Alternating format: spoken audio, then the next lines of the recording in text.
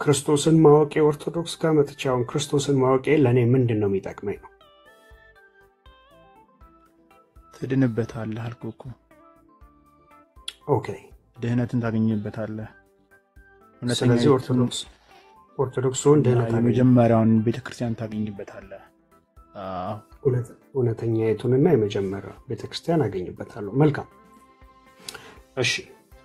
ስለዚህ ምን ማድረግ አለብኝ ያንን እንዳደረግ?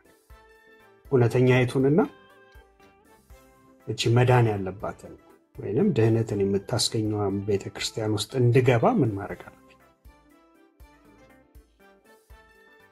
መጀመሪያ ማመን መቀበል አለብህ። ምንድነው ማመን? መጀመሪያ ይህ የደነደነ ልብህን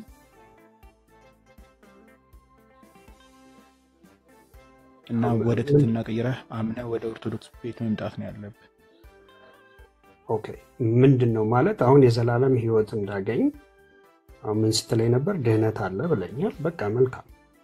አሁን የደነደነ ልብህን ምናምን አሁን በቃ ትርፍ ነው የተናገርከው። ምክንያቱም ስለ ልቤ የምታውቀው ነገር የለም።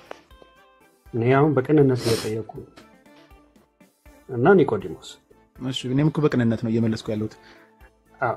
በቃ እሺ፣ ችግር የለውም። የደነደነው ልብ የማን እንደሆነ እናያለን። ስለዚህ በመጣ አሁን ኦርቶዶክስ በሆን የዘላለም ህይወት ወይንም ደህንነት አገኛለሁ አይደል? እንደዛ ነው አይደል ያልከኝ? እሺ፣ ያን ሊሆን ምን ማድረግ አለብኝ?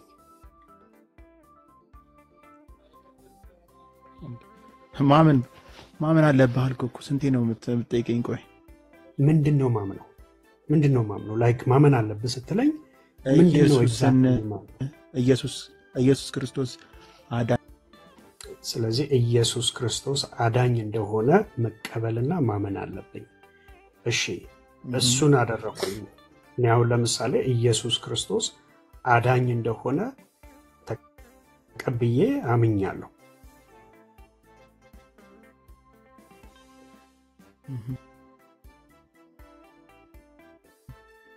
ኦርቶዶክሳዊ ነኝ ማለት ነው? ማመን ብቻ በቂ አይደለም። ማመን ብቻ የናንተ ትምህርት ነው። ሌላም ማለት ኦኬ። ስለዚህ ኢየሱስን ማመን በቃ አንድ ጊዜ። ስለዚህ ኢየሱስን ማመን በቂ አይደለም። ማመን መጠመቅ አለብህ። እሺ፣ ለምሳሌ እኔ አሁን ኢየሱስን አምኜ ማለት ነው እንዴ? አንተ ተጠምቀሃል ነው? ጌታ ኢየሱስ ክርስቶስ አዳኝ እንደሆነ አምኜ ተጠምቄያለሁ። ስለዚህ ኦርቶዶክሳዊ ነኝ ማለት ነው?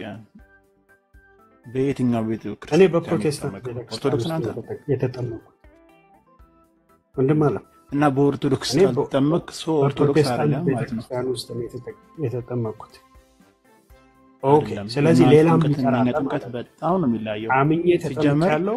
ስለዚህ ሌላም ተጠመቅ ከሆነ ኒቆዲሞስ እባክህ ወንድም አለ እባክህ፣ እሺ፣ በጉልበት አምላክ። እሺ፣ ስለዚህ እኔ አምኜ ስለተጠመቅኩ የዘላለም ህይወት አለኝ ወይንም ኦርቶዶክስ ነኝ ማለት ነው?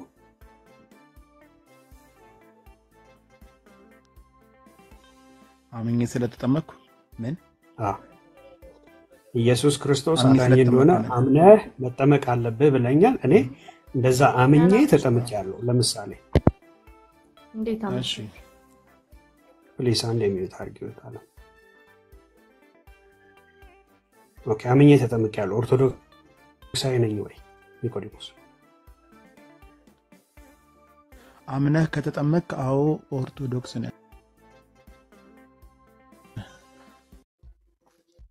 በቃ አንዴ ሌላ ምን ይጠበቅባል ታዲያ? ቤተክርስቲያኗን ካወቅ ከገባ ስለዚህ ድኛለሁ። በቃ ድነት ይሄ ብቻ ነው አይደለ? አይደለም ያስፈልገው። ይኸውልህ ሌላም አለ ገባለ። አይ አይደል? እሱ እኮ ነው እኔ የሚያሳስተኝ ነገር ስራ አለ። በቃ ስልኮ እና ስራ ቆይ እንምጣ እኮ ስለ ድነት እኮ ልናወራ እኮ ነው።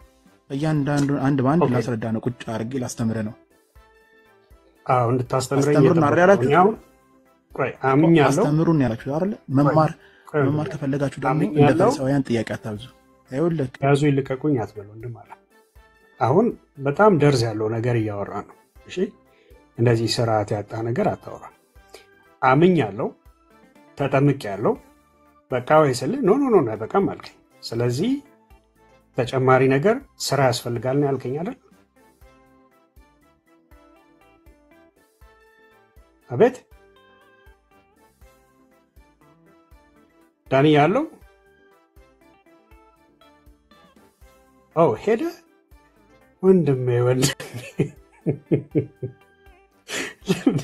ና ተመልሰ ኔትወርክ ሊሆን ይችላል። ና ተመልሰ ና ወዳጅ ኢየሱስ በቂ አይደለም ኦርቶዶክስ ጋርና ኢየሱስ ይታመንና ከዛ እሱ የሰራው በቂ አይደለም። ከዛ ቀጥሎ መጠመቅ አለ፣ በውሃ መጠመቅ አለ። ከዛ ቀጥሎ ስራ ብሎ ጀምሮልኛል። ከስራው ቀጥሎም ሌላ እንዳለ አስባለሁ። ስለዚህ ከስራው ቀጥሎ ያለውን ደግሞ ሌላውን እሱን እስቲ ቼክ እናደርጋለን። ወንድም አለም መልሰህ ላክልኝ።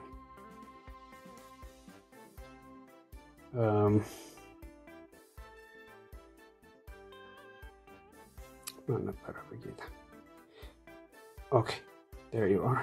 You're back.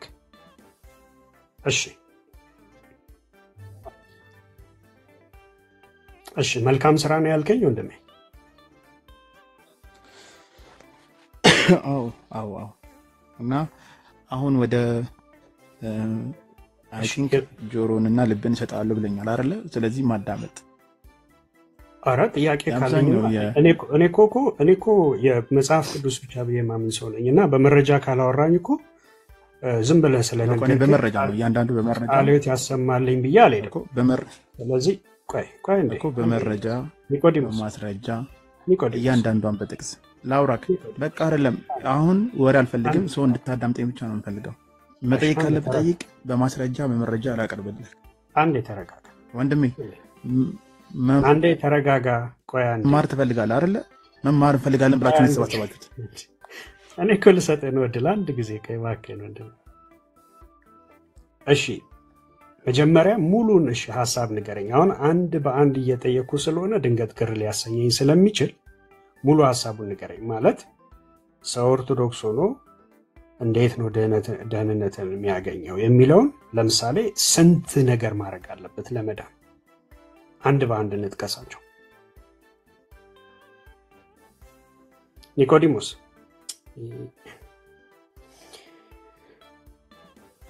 እየሰማው ነው አሁን። እሺ ወጣ መሀል ላይና እንማማራለን። ሙሉ ሐሳቡን መጀመሪያ ዘርዝርልኝና አንድ በአንድ እየሄድክ ታሳኛለህ።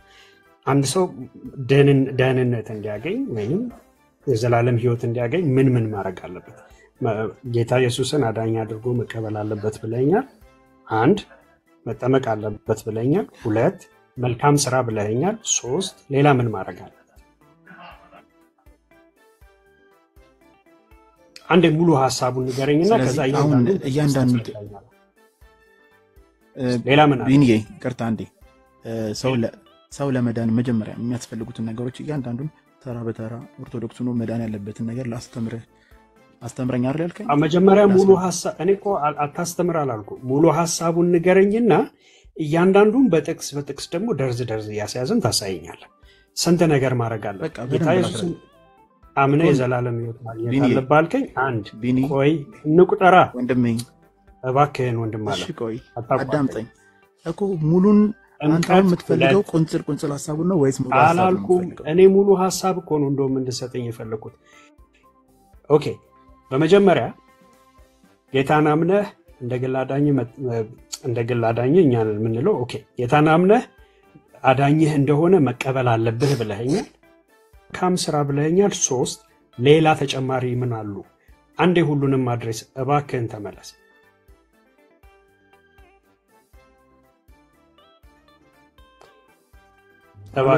አሁን በኋላ እንደዚህ እንዳታደርግ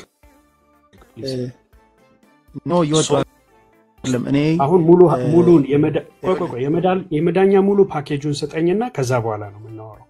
3 ቁጥር ያለው ስለዚህ በፊት ሙሉ ሐሳቡን ንገረኝ እባክህን ኦርቶዶክስ ወንድሜ ጌታዬ ሌላ ምን ማድረግ አለብኝ ዳኒ አንዴ የምትሰሙኝ ከሆነ ሁለታችሁም ወንድሞቼ ናችሁ እኔ ማንንም ሰው ሲኦል ገብቶ እንዲሰቃይ ወሩ ምናምን አልፈልግም እናንተ የምትፈልጉ አይመስለኝም እባክህን ሙሉ ሐሳቡን ትነግረኛለህ አሁን ስለዚህ አዳምጡኝ እንኳን ተረጋጉ እንዴ ሙሉ በቃ እሺ ይሄው 3 ቁጥር ያለው አራተኛ ነገር ሌላ የለም ካልከኝ የዛ ጋር እናርቃና ሶስቱን እናወራ ሌላ የለም እኮ አይደለም አዳምጡኝ እኔ እየወጣው ያለሁት እንትን ለማየት ነው ማስረጃ ለማየት ነው ለእናንተ የሚሆን ለማምጣት ነው ወደ ማስረጃው እንመለሳለን ችግር የለውም ማስረጃውን እኮ አንድ በአንድ ታሳየኛለህ ግን እሱ ጋር ከመድረሳችን በፊት እባክህ ኒቆዲሞስ እሱ ጋር ከመድረሳችን በፊት ሰው ኦርቶዶክሳዊ ሆኖ ለመዳን የሚያስፈልገው ሁሉንም ነገር ንገረኝና እያንዳንዱን በማስረጃ ታሳየኛለህ አሁን 3 ነገር ነግረኸኛል እደግምልሃለሁ በጌታ በኢየሱስ ማመን አለብህ አልከኝ እሺ መጠመቅ አለብህ አልከኝ 2 ከዛ መልካም ስራ አልከኝ 3 በቃ እነኚህን ካደረኩ ድናለሁ ኦርቶዶክሳዊ ሰው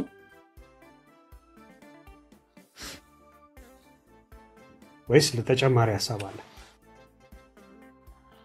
አው ስጋው ደሙ መቀበል አለብህ 4 እሺ ንስሐ መግባት አለብህ ንስሐ ስትለው ጌታ ኢየሱስን ሰው ሲቀበል ንስሐ ይገባ እሺ ንስሐ መግባት አለብህ 5 እሺ 5 ኖ ወይ አይደለም አሁን እኮ ኦርቶዶክስ ሆንክ ኦሬዲ ኦርቶዶክስ ነው አይደለ ከኦርቶዶክስ በኋላ የምትሰራቸው ስራው እኮ የሚመጣው እኮ ለምን ኦርቶዶክስ ከሆንክ በኋላ ነው 5 ቆጥረናል በቃ ወንድሜ መጀመሪያ ለመሆን አይደለም ይሄ ኦርቶዶክስ ቆይ 5ቱ በቁ ወይ ፕሊስ ኮንፈርም አድርግልኝና እንቀጥል 5ቱ በቃ እስኪ እሺ አስጨርሰኝ እስኪ አዳምጠኝ ያዳምጥከኝ ነው እኔ ኦርቶዶክስ ለመሆን አይደለም በለኛ 5 እኮ ቁጥር ያለኝ ወንድም አለ እኔ እኮ ኖት እያስኩ ነው 5ቱ በቂ ነው ኦርቶዶክስ ለመሆን እሺ አዳምጠኝ ኦርቶዶክስ ለመሆን ማመንና መጠመቅ በቂ ነው ንስሐ ትገባለህ ማለት ጨለር ትጠመቃለህ በቃ አመንኩ ተጠመቅኩ ከዛ በቃ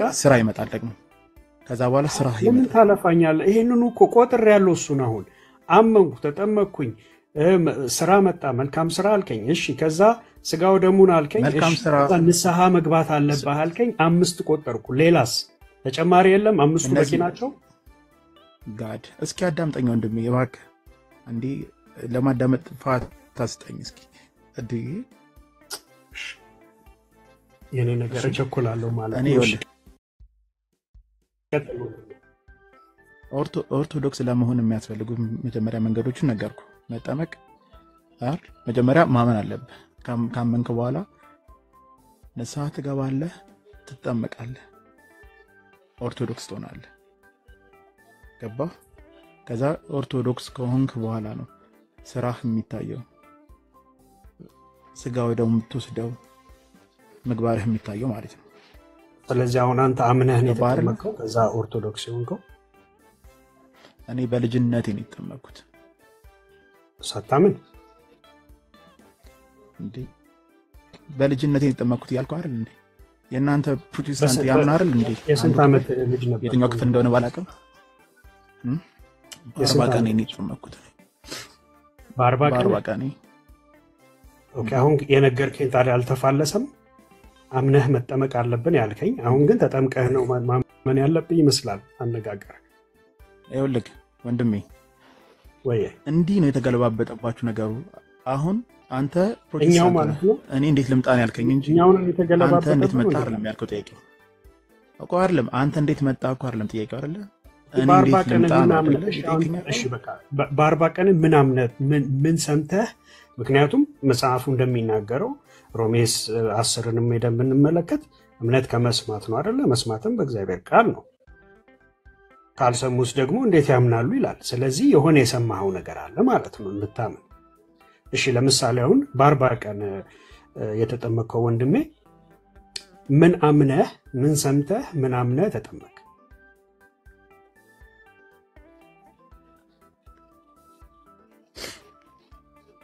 አሁን እየተነጋገርን ያለ ነው አንተ ወደኔ ለመምጣት ነው እንጂ ስለኔ አይደለም ያወራን ያለው አንተ ወንድም ማለት ኦርቶዶክስን ታውቃታላችሁ ብለን የጠየቀኝ አይደለ?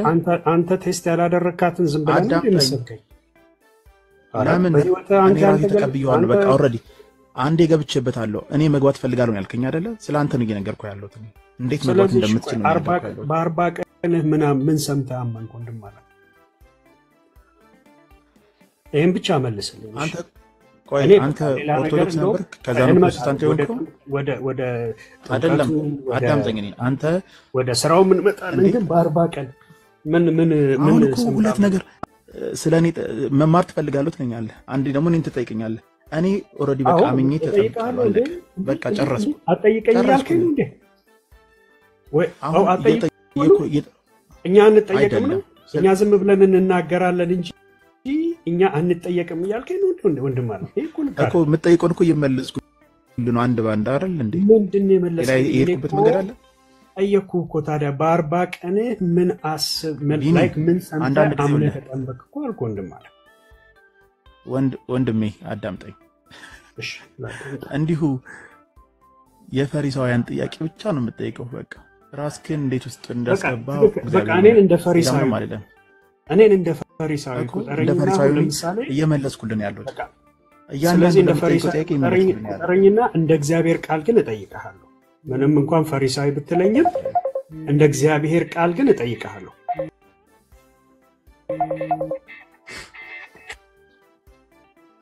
እና አንድ የጠየቀው ጥያቄ ነበር። መጀመሪያ ወደ ራስ ተመለስና እኔ እንዴት በቃ እሱን እየመለስኩልን ነው። እሱን እንጨርስና ከዛ ደግሞ ቀጣይ እንጠይቃለን። አንተ አሁን ከጥያቄ ላይ ጥያቄ እያደረክ ነው ያለው።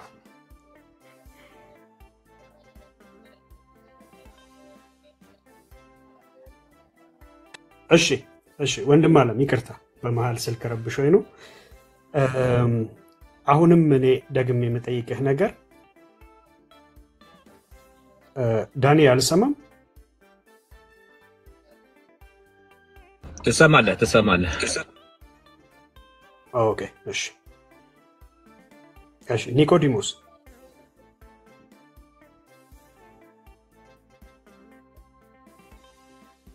እኔ በቅንነት ነው እየጠየቅኩ ያለሁት። በ40 ቀን ኒቆዲሞስ እንደሆነ ታውቃለህ አይደለ? ማን እንደሆነ ታውቃለህ አይደል? ማንም ይሁን እሱ አይደለም ጥያቄ ወንድም አለም። እንትን ዳይቨርት ታውቃለህ ወይ ኒቆዲሞስ ማለት የጠየቀውን ጥያቄ ላለመመለስ በቃ አልመልስም ካልከኝ ልተው ባይዘው በቃ አልመልስም ካልከኝ ልተው አይደል? እኔ መልስልሃለሁ። እሺ ተቃጣ። በ40 ቀን ምን ሰምተህ? ይሄ እንኳን ማወቅ አለብህ። ትንሹ ቀላል ጥያቄ ነው። አይ በቃ እሱ እኔ ስለማላውቀው ተወውና የጠየቁ እንዳቀ የምፈልገውን አሳውቀኝ። በ40 ቀን ምን ሰምተህ? እያሳወቅኩ ነው። እሺ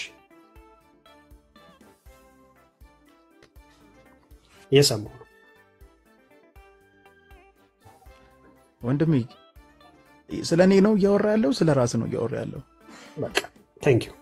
አሁን በቃ ላስወጣ ነው። ለምን ነው ማስወጣ? አይ በጣም በቅንነት ይሄ ነው እውቀታችሁ እናንተ። በቅንነት እውቀታችሁ ይሄ ብቻ ጠየቁ። ነው የማያውቅ ሰው ጋር ባታገናኝ ደስ ይለኝ ነበር ዳኒ። በቃሽ አንተ ጋር ላውራ ነበር የገባሁት ዳኒ። ዳኒ ድምጽህ ሚዩት ነው። ምናልባት ካንተ ጋር የምትግባቡ ከሆነ ካንተ ጋር ወይ አውራው። እሺ ለሌላ ሰው እድል እንስጥና ከዛ እናወራን። ችግር የለም። እንደ ሁኔታው ተደብቀሻል እታለም፣ መመለስ ትችያለሽ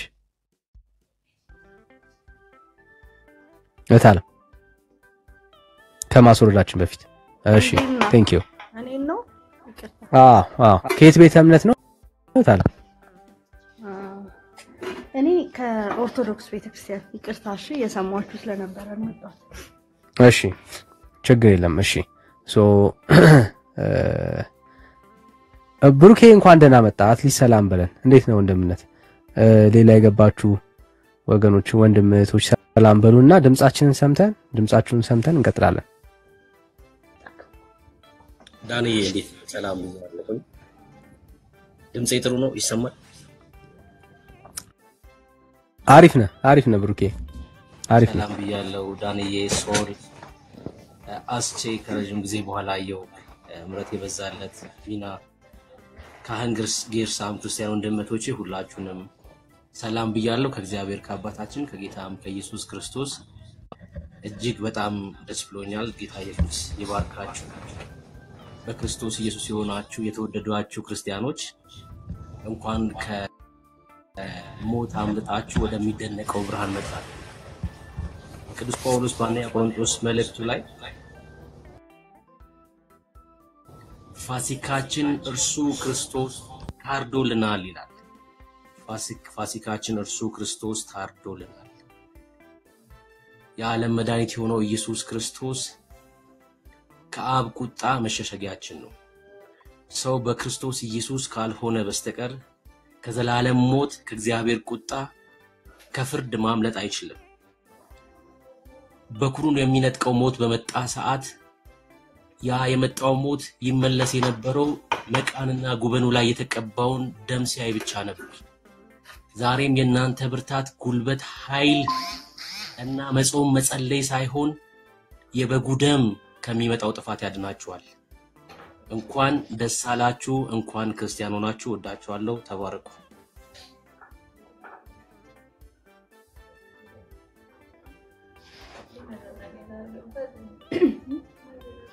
አይ ቲንክ ዳኒ ጆሮ ብሏል። ሊቃውንት ቆይ ሰላም ይበሉ ተብሏል። ዳኒም ተመልሰሃል? እሺ ሰላም አስበሉልን። እሺ ወገኖች ሰላም በሉን እስቲ። ሶል ሰላም ቅዱሳን እንዴት ናችሁ? ዳኒ ሁሉ መልካም? ጌታ ይባረክ። ሁሉ ሰላም፣ ሁሉ መልካም፣ እግዚአብሔር ይመስገን። ሁላችሁንም ቅዱሳን ሰላም ብያችኋለሁ። በጌታ በህረት ካህኑ ጌርሳም ሰላም ብያችኋለሁ። ታች ያላችሁ ቅዱሳን ሁላችሁ በጌታ በኢየሱስ ኦርቶዶክሳውያንም እንዲሁ እንግዲህ ክርስቶስ ተንሥአ እሙታን ይላሉ ድሮ የነበርንበት ቤትና እግዚአብሔር አምላክ ክርስቶስ ተንሥአ እሙታን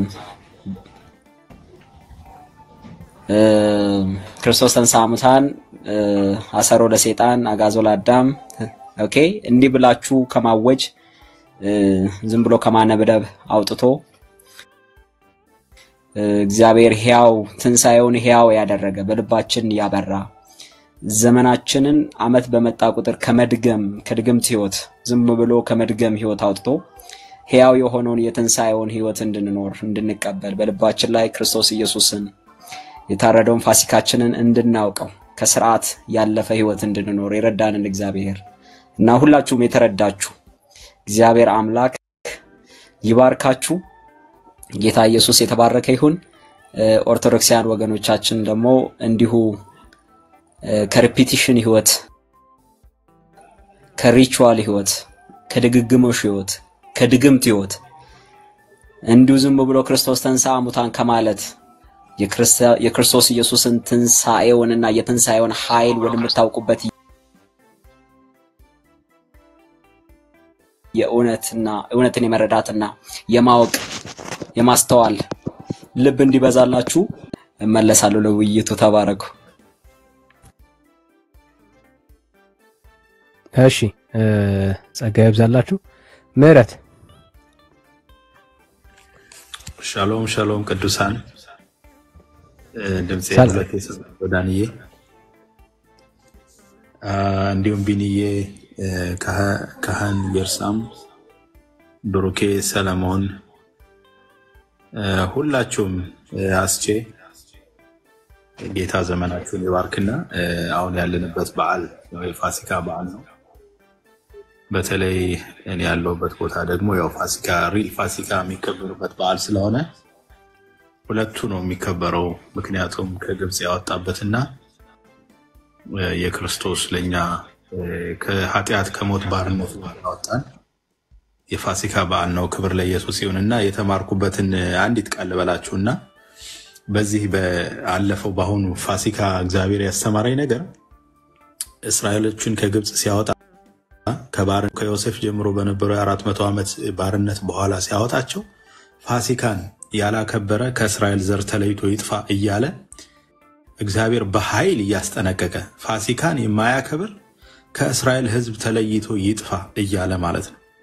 ለካ ሚስጥሩ ሲገባኝ በዚች በዓል ያኔ ካወጣቸው በዚች በዓል ቀን አዳኝ የሆነው የእግዚአብሔር ልጅ ኢየሱስ ክርስቶስ በዚች በዓል ነበር መጦኛን ነፃ ሊያወጣን የታቀደው። ያውቷቸዋል። ይሄ በዓል እንዳይረሳ በእስራኤሎች ዘንድ እንዳይረሳ ከባርነት ወደ ነፃነት የወጣንበት ቀን እንዳይረሳ አጥብቆ ካሳሰባቸው በኋላ ይሄ በዓል እንዳይረሳ ተጠብቆ እንዲቆይ ካደረገ በኋላ የእግዚአብሔር እቅድ ደግሞ በዚህው በፋሲካ በዓል መጥቶ እኛን ከኃጢአትና ከሞት ባርነት ወደ ሕይወት ወደ ነፃነት የሚያወጣበን በዓል ሆኖ ስለነበረ ነውና የእግዚአብሔር ምስጢርና አሰራር በጣም እጅግ የሚደንቅ ነው። እንኳን ለዚህ በዓል አደረሳችሁ ሁላችሁንም። እንኳን እግዚአብሔር ከሞት ወደ ሕይወት አሻገረን ከድቅድቅ ጨለማ ወደሚደነቅ ብርሃን ያወጣንበት በክርስቶስ ኢየሱስ በሕይወቱ ነፃ ያወጣንበት ክብር ለኢየሱስ ይሁን። በእውነት ነው የምላችሁ ኦርቶዶክሳውያን የምትሰሙ እዚህ ያላችሁ በሙሉ ጌታ ይሻላችኋል። ወደ ጌታ ተመለሱ። ሌላው ሁሉ ኮተት መተት አያስፈልግም። መጽሐፍ ቅዱስ ብቻ በቂ ነው። ዳንዬ ተባረክ፣ ቢንዬ፣ ሁላችሁም እዚህ ያላችሁ በጣም ወዳችኋለሁ አለው። ተባረኩልኝ። እሺ ጸጋ ይብዛላችሁ ወንድሞች፣ ስላገኘናችሁ ደስ ብሎናል። ተባረኩ። እሺ እንደ ሁኔታው ከየት ቤተ እምነት ይሆን የመጣሽው? ዳንዬዋ ተባረኩ። ሙሉ እንትን ስላለን እኔ የሚመችን ቦታ ስላልሆንኩኝ እታች ልወረድ ኦርቶዶክሳውያን እንዲገቡ ተባረኩ አለው። እሺ አስቼ የምትለን ነገር ካለ ብለህን መውረድ ትችላለህ። እሺ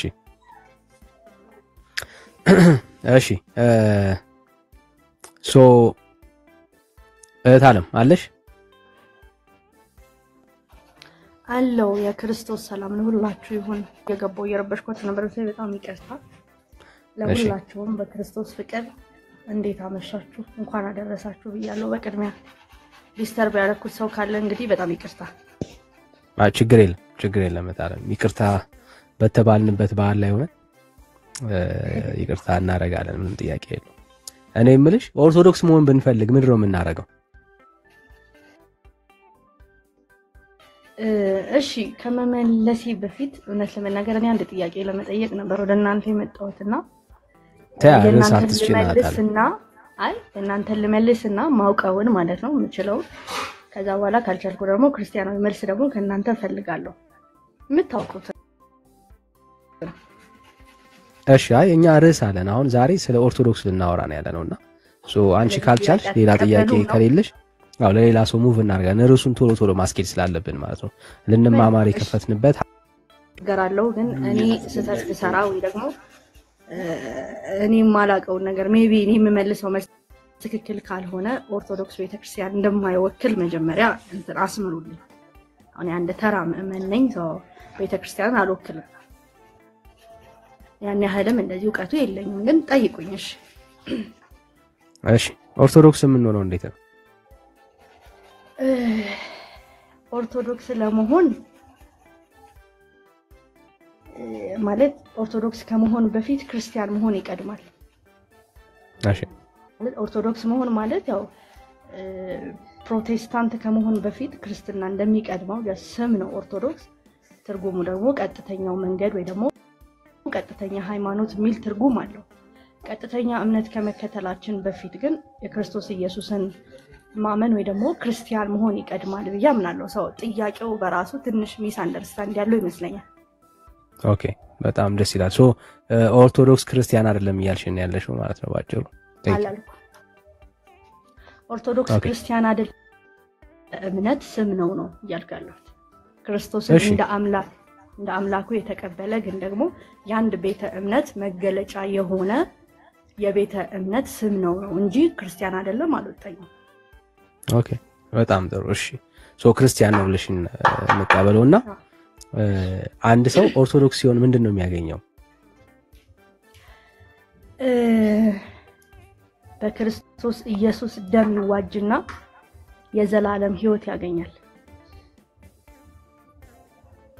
የዘላለም ሕይወት ማለት ሕይወትም መንገድም እኔ ነኝ። ያለ እኔ በቀር ወደ አብ የሚገባ አንድም ሰው የለም አንዳችም የለም እንዲል መጽሐፍ ክርስቶስ ኢየሱስን አምኖ ሲቀበል የዘላለም ሕይወትን ያገኛል።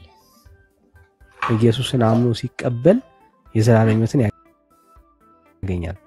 ዴፊኒትሊ ያ ሶ ሌላ መንገድ የለም ይሄንን ሕይወት የሚያገኝበት።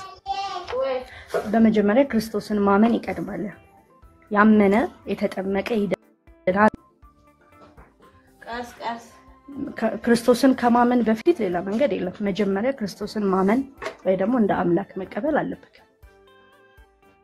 የዘላለም ሕይወት የሚገኝበት ሌላ መንገድ የለም ወይ? ከተቀበልክ በኋላ ዴፊኒትሊ አለ። ያገኘኸውን ያንን የዘላለም ሕይወት ወይ ደግሞ እንዲሁ በጸጋው ጸድቀናል እንዲል መጽሐፍ ያንን የጸደቅበትን ጽድቅ ማስቀጠል ትችላለህ አትችልም፣ እሱ ያንተ ስራ የሚወስነው ነው። ግን ደግሞ እንደ ክርስቲያን ክርስቶስን ያልተቀበለ ሰው ወር ደግሞ የክርስቶስን አምላክነት ያልተቀበለ ሰው የዘላለም ሕይወት አያገኝም። ኦኬ፣ እርግጠኛ ነሽ? ዴፊኒትሊ 100% ያ። እሺ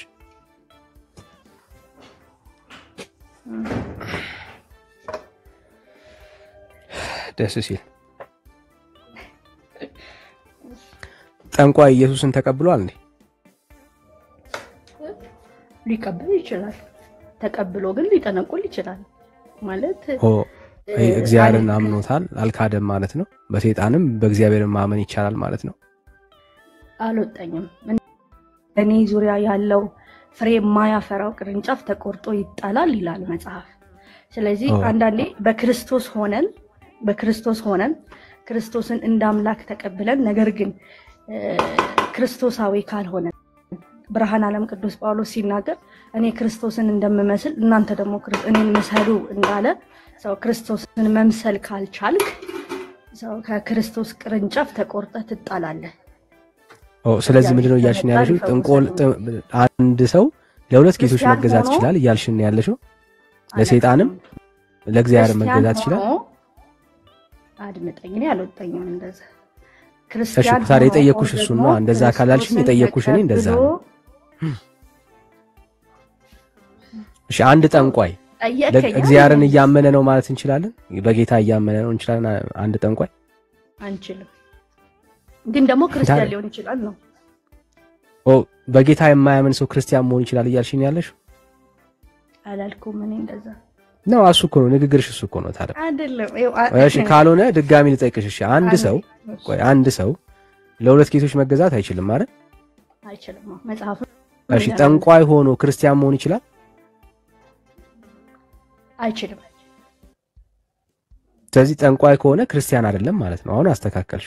ክርስቲያን ሆኖ ጠንቋይ ሊሆን ይችላል ያልኩ አልተረዳኸኝም። ክርስቶስን አምላኬ ነው ብሎ ይቀበለውና ነገር ግን ስራውና ተግባሩ ክርስቶሳዊ ያልሆነ ሰው ይኖራል ነው ዓለማችን ላይ ምድራችን ላይ። ያ ማለት ግን ክርስቶስ ተቀብሎታል ማለት አይደለም። ምን ማለት ነው? ጥንቆላ እግዚአብሔርን እያመነ የሚጠነቁል ሰው አለ እያልሽኝ ያለሽ? እሺ አላውቅም ወንድሜ። አንዳንዴ ለመረዳት መጠየቅና ለማጭበርበር መጠየቅ ይሄ ፋላሲ መስራት ይባላልና አላውቅም በእውነት። እኔኑ ማለት ነው ያ እኔኑ ነው የምትሰድቢኝ? ተው አላውቅም እኮ ያለሁት ታለም።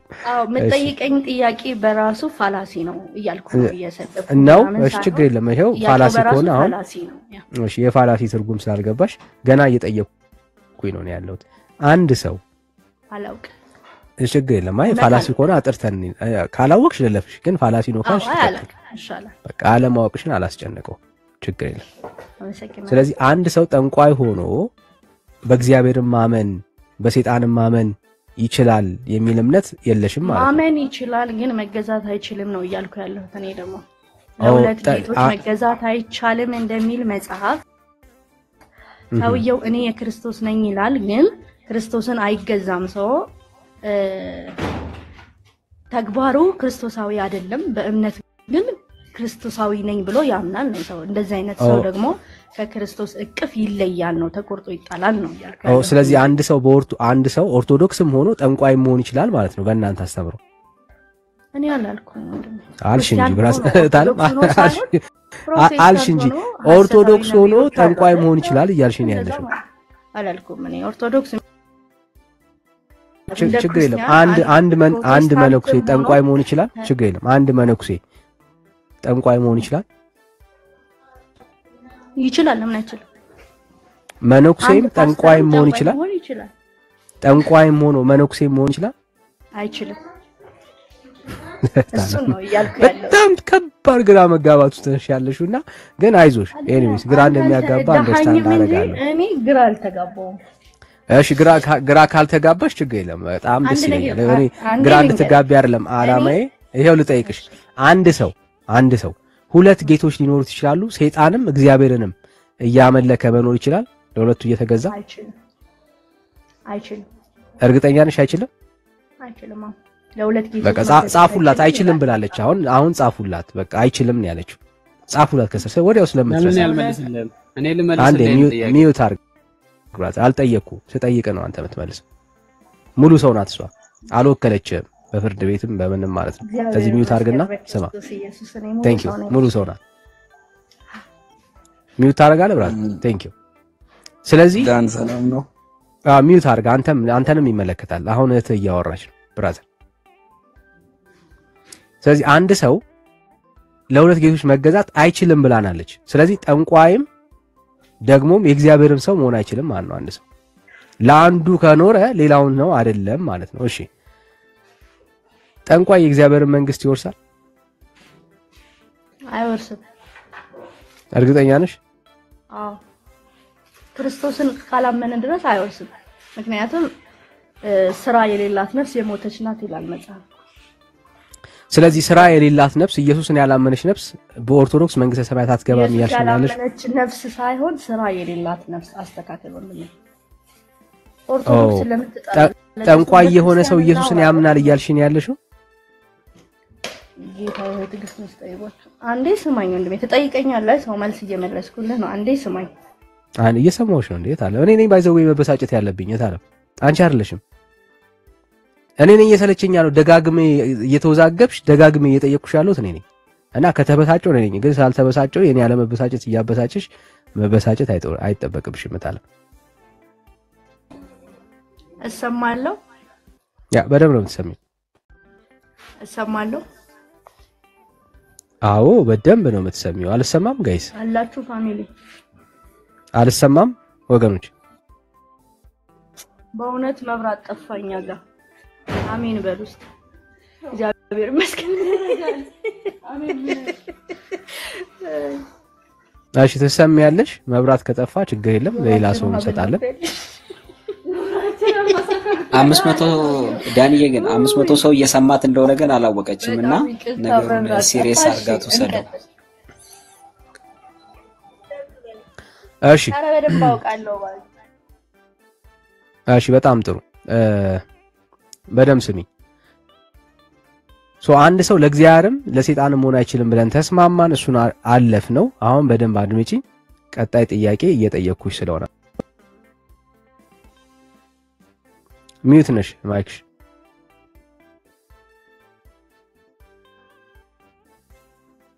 አለው እሺ ክሊር አድርገን ነው እያለፍን ያለ ነውና አንድ ሰው ለሁለት ጌቶች መገዛት አይችልም ብለሽኛል ተቀብዬሻለሁ አንድ ሰው ጠንቋይ ከሆነ የእግዚአብሔር ሰው አይደለም ማለት ነው እዚህ የእግዚአብሔር ሰው ያልሆነ ሰው ምግባር ቢሰራ መልካም ስራ ቢሰራ የእግዚአብሔር ያልሆነ ሰው መንግስተ ሰማያት ይገባል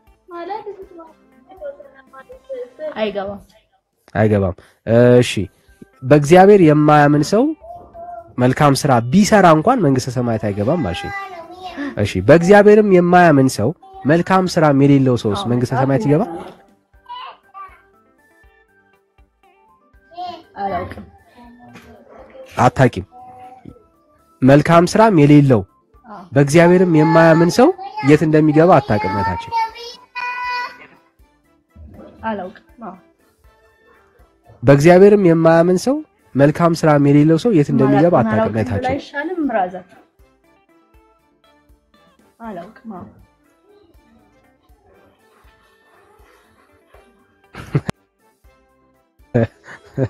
እሺ አታውቅም በእግዚአብሔር የማያምን ሰው የት ነው የሚገባው አታውቂም በእግዚአብሔር የማያምን ሰው የት ነው የሚገባው? አለማወቅ ኃጢአት ነው። ለምን ትስቃለህ? በወንጌል አይሳቅም። እሺ አትሳቅ። ስታቂ በቃ ስታቂ ትገቢያለሽ። ስታቂ ትገቢያለሽ። አላውቅም ያለችውን በደንብ ስሙ። በእግዚአብሔር የማያምን ሰው ምግባር የሌለው ሰው የት እንደሚገባ አታውቅም። በእግዚአብሔር ያመነ ሰው ምግባር የሌለው ሰው ግን የት እንደሚገባ ታውቃለች።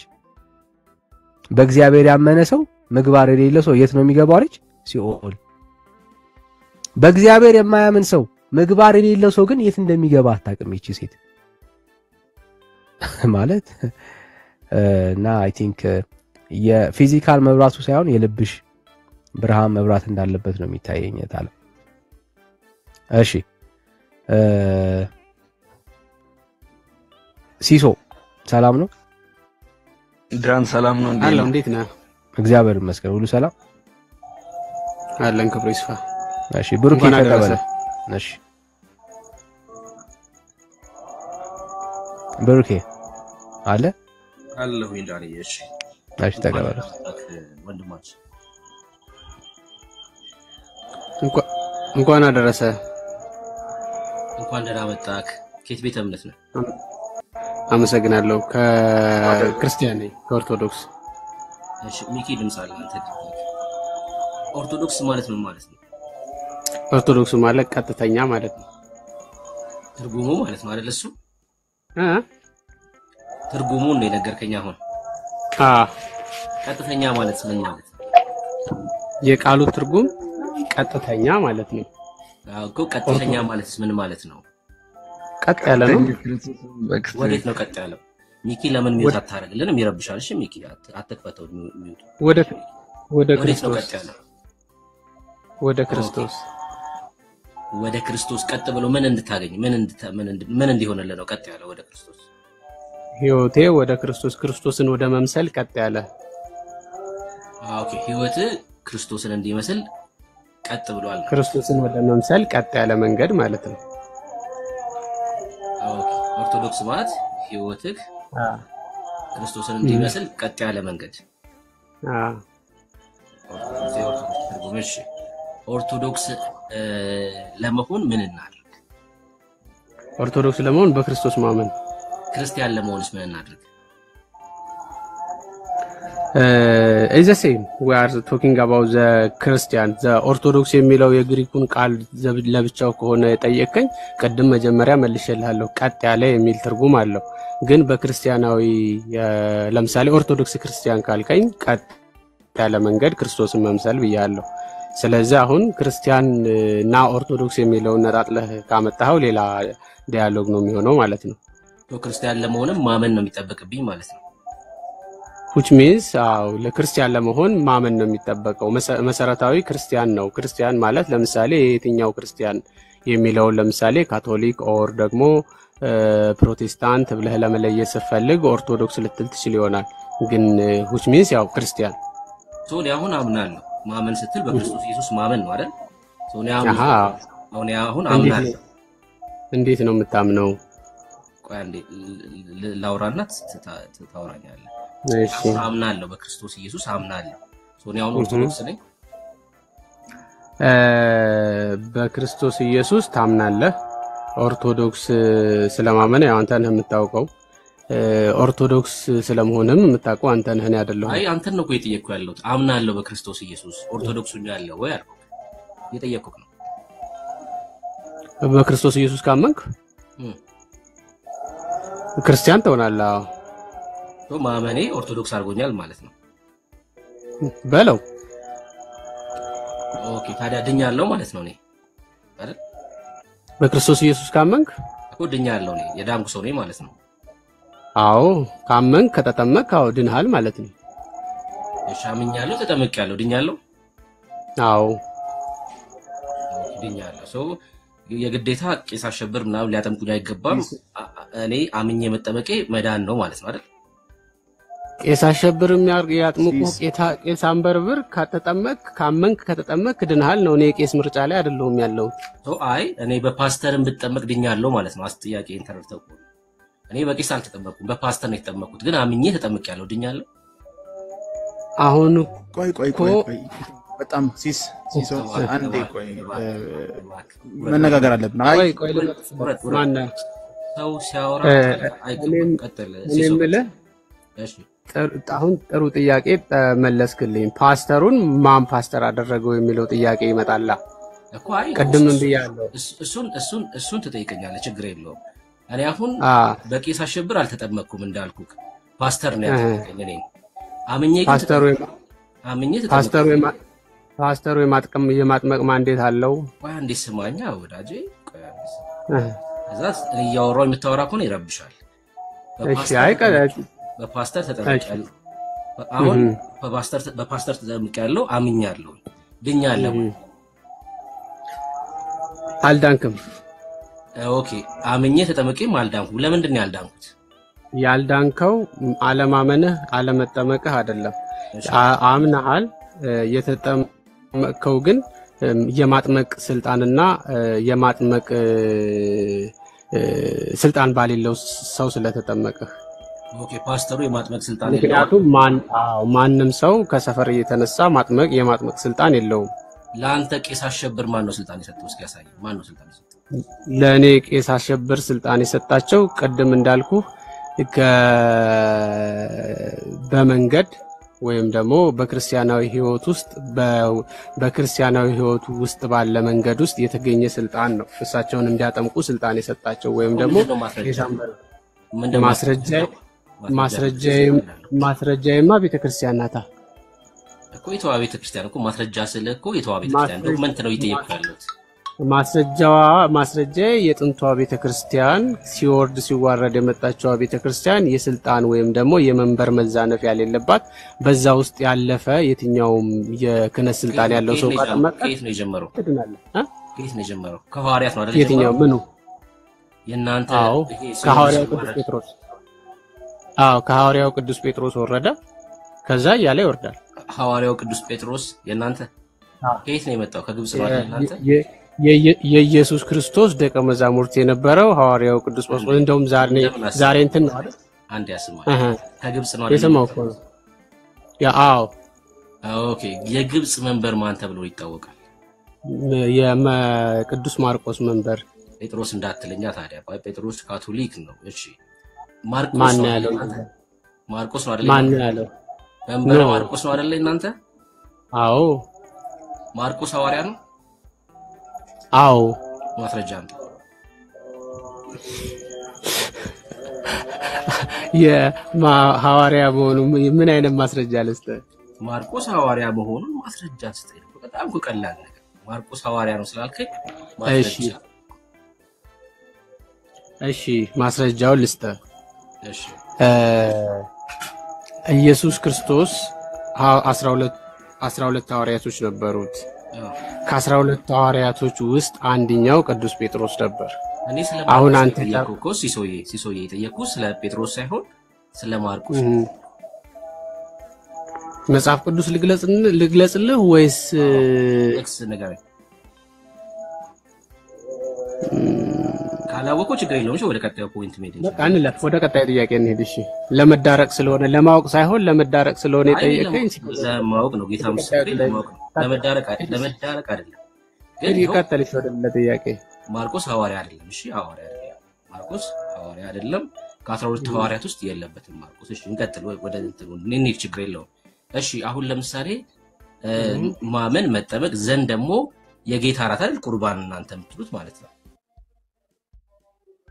አይደል ሲሶ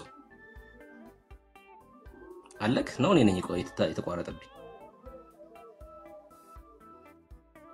አይ እሱ ነው ተሰማለ ብሩኬ እሺ ሲሶ ነው የተቋረጠው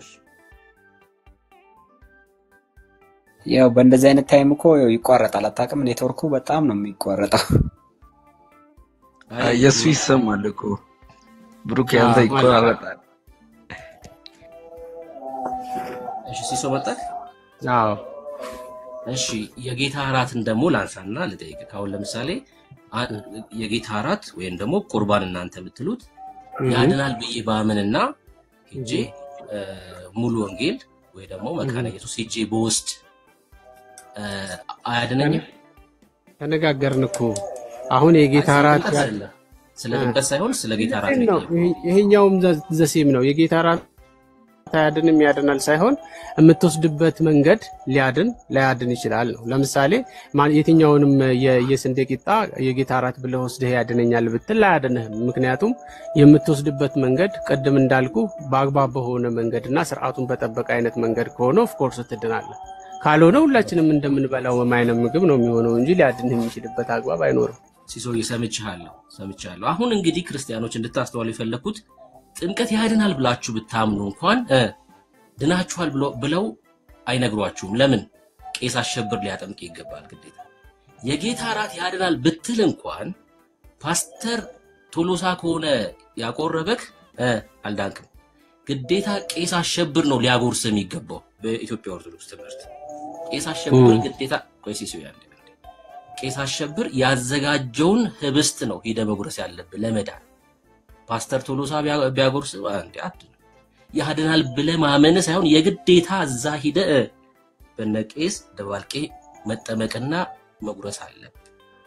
እሱን እንድትመለከቱ ስለፈለኩኝ ነው ይሄን ሐሳብ ያነሳሁት። ይሄን እንድትመለከቱ ያድናል እንኳን ብላችሁ ብታምኑ የግዴታ እዛ ሄዳችሁ መዳኑን በማያቄስ እኮ ነው የምትጠመቁትና የጌታ ራት የሚሰጣችሁ። በጣም የሚገርመው እሱ ነው። ስለ መዳኑ እርግጠኛ ባሉ ቄሱ መዳኑን እንደማያውቅ ቄሱ ሲመጣ ብትጠይቀው አይሻልም? መዳኑን እንደማያውቅ ይሄው አንተን ልጠይቅህና ላሳይክ። አንተና ያቂስ አንድ አይነት ስለሆናችሁ ማለት ነው። አንተና ቄሱ አንድ አይነት እንደሆናችሁ ስለሆናችሁ ተመልከት። አንተ እኛ ያለው ብለህ ነው አይደል የምታምነው? አዎ እኛ ያለው ብለህ ነው የምታምነው። ወደ ኦርቶዶክስ ወደምታውቃት ኦርቶዶክስ ስትጠራን አልዳናችሁምና ኑ ዳኑ ልትለን ነው አይደል ሲሶ? ኑ በብርሃኑ ተመላለሱ ነው የምላችሁ። አዎ ቴንክ ዩ። አንተ አሁን በዚህ ሰዓት የዳንክ መሆንን ታውቃለህ? አዎ። በምን እርግጠኛ ሆንክ? በክርስቶስ ስላመንኩ። በኢትዮጵያ ኦርቶዶክስ በክርስቶስ ማመን ብቻ ነው የሚያድነው ወይስ ስራ ሲጨመር ነው የሚያድነው? በክርስቶስ ማመን ነው የሚያድነው። ያንተ ስራ አያድነኝም ብለህ ነው የምታምነው? ያንተ ስራ ማለት ያንተ ስራ የዕለት ተዕለት መግባርህ ለመዳን ነው ወይስ የዳንክ ስለሆነ የምትሰራው ስራ ነው ጥያቄ? እኔ በለት የምሰራው ስራ መዳኔን ይጠብቅልኛል እንጂ መዳኔ ሆኖ ይቆጠርልኛል የሚል አስተምሮ የኢትዮጵያ ኦርቶዶክስ ቤተክርስቲያን የላትም። ማንኛውም ሰው ስለ ስራ ወይም ደግሞ በስራው ይድናል የሚል አስተምሮ እኔ ሰምቼ አላውቅም። አንዴ ድገመው በደንብ ሐሳብን እንድረዳው። አንዴ ድገመው ያልከው ማዳን በለት የምሰራው ስራዎች ወይም ደግሞ ማከናወናቸው ተግባራቶች መዳኔን ይጠብቅልኛል ወይም ደግሞ ያጸናልኛል ብዬ እንጂ ማምነው መዳን ይሰጠኛል ብዬ አይደለም ማምነው። ስለዚህ መዳን እንዲሰጠኝ ያመንኩት በክርስቶስ ነው። በክርስቶስ ሳምን ነው የዳንኩት እንጂ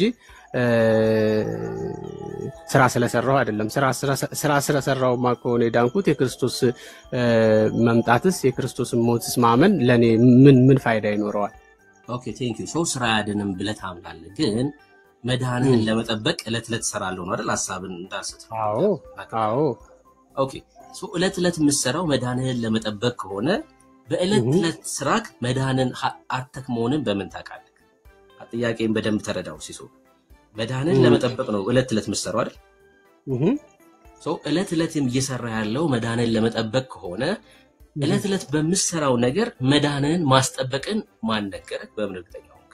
መዳንን አተከውስ ቢሆን ነው ጥያቄ። ሐሳቤን ተረድተው ከሆነ እንዴት ላጣው እችላለሁኝ? ግልጽ የሆነ ጉዳይ እኮ ነው። በወንጌልም የተቀመጠ ጉዳይ ነው፣ በመጽሐፍትም የተቀመጡ ጉዳዮች ናቸው። ለምሳሌ ሐዋርያው ቅዱስ ጳውሎስ ምን ይላል? እኔ ክርስቶስንም እንደምመስል እናንተ ምን የምሰሉ ይላል አይደል? ስለዚህ እሱ የመሰልክ አይደለም። ለምን መሰልክ አይደለም ጥያቄን ግልጽ አድርገው። እሺ ይኸው ለምን መሰልክ አይደለም እኮ ግዴታ ነው። ክርስቲያን ወደ ክርስቶስ ነው የሚያድገው። ክርስቶስን ወደ መምሰል ያድጋል። እኔ እሱ አይደለም ጥያቄ፣ እሱ አይደለም። ለምን መሰልክ በእለት ህይወትክ በቅድስና ለምን ኖርክ አይደለም። ነገር ግን በቅድስና ታደሰራሱ አይደል? አው ጥያቄን አስተውልስማ። በቅድስና ምኖረው ወይም እለት ምሰራው መዳኔን ለማስጠበቅ ነው አይደል ያልከኝ? አዎ። በእለት ተዕለት ስራክ ይሄ መዳን በአንተ እጅ ስለሆነ መዳን ማለት ነው። መዳን በአንተ እጅ ስለሆነ ይሄ መዳን በእለት ተዕለት ስራክ አተከውስ ቢሆን በምን ታውቃለህ? ገብቷል? የዕለት ዕለት ስራ አንተ ትክክል መስሎ ቢታይህም በእግዚአብሔር ፊት ግን ድነትን አሳጥቶክ ቢሆን በምን ታውቃለህ ነው ጥያቄ ሲሶይ። ኦኬ ለምሳሌ የምሰራው ነገር በእግዚአብሔር ዘንድ ተቀባይነትን እንዳገኘውና እንዳላገኘ በምን እርግጠኛ ትሆናለህ ይመስለኝ? አዎ አሁን ምንድነው ያልከኝ ያለው ዕለት ዕለት ካልሰራሁኝ ልቆረጥ እችላለሁ ከዛፉ ላይ ነው አይደል ያልከኝ ያለው? ተቆርጠህስ ቢሆን አሁን በስራክ ተቆርጠህስ ቢሆን ክርስቲያን ሳትሆንስ ብቅር በስራክ በምን ታውቃለህ? መጀመሪያ ደረጃ ላይ በስራ ክርስቲያን ይኮናል የሚል ሐሳብ አላነሳሁም። እኔም ለምን ወደዛ ትሄዳለህ?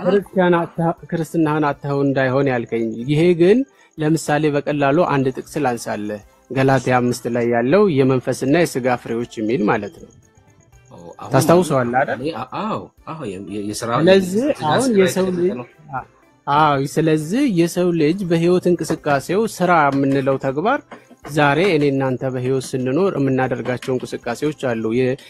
በዚህ ምድር ላይ ስንኖር የሚያስፈልጉ ነገሮች ለማድረግ የምንንቀሳቀሳቸው እንደማንኛውም ሰው የምንሄድባቸው ሁኔታዎች አሉ።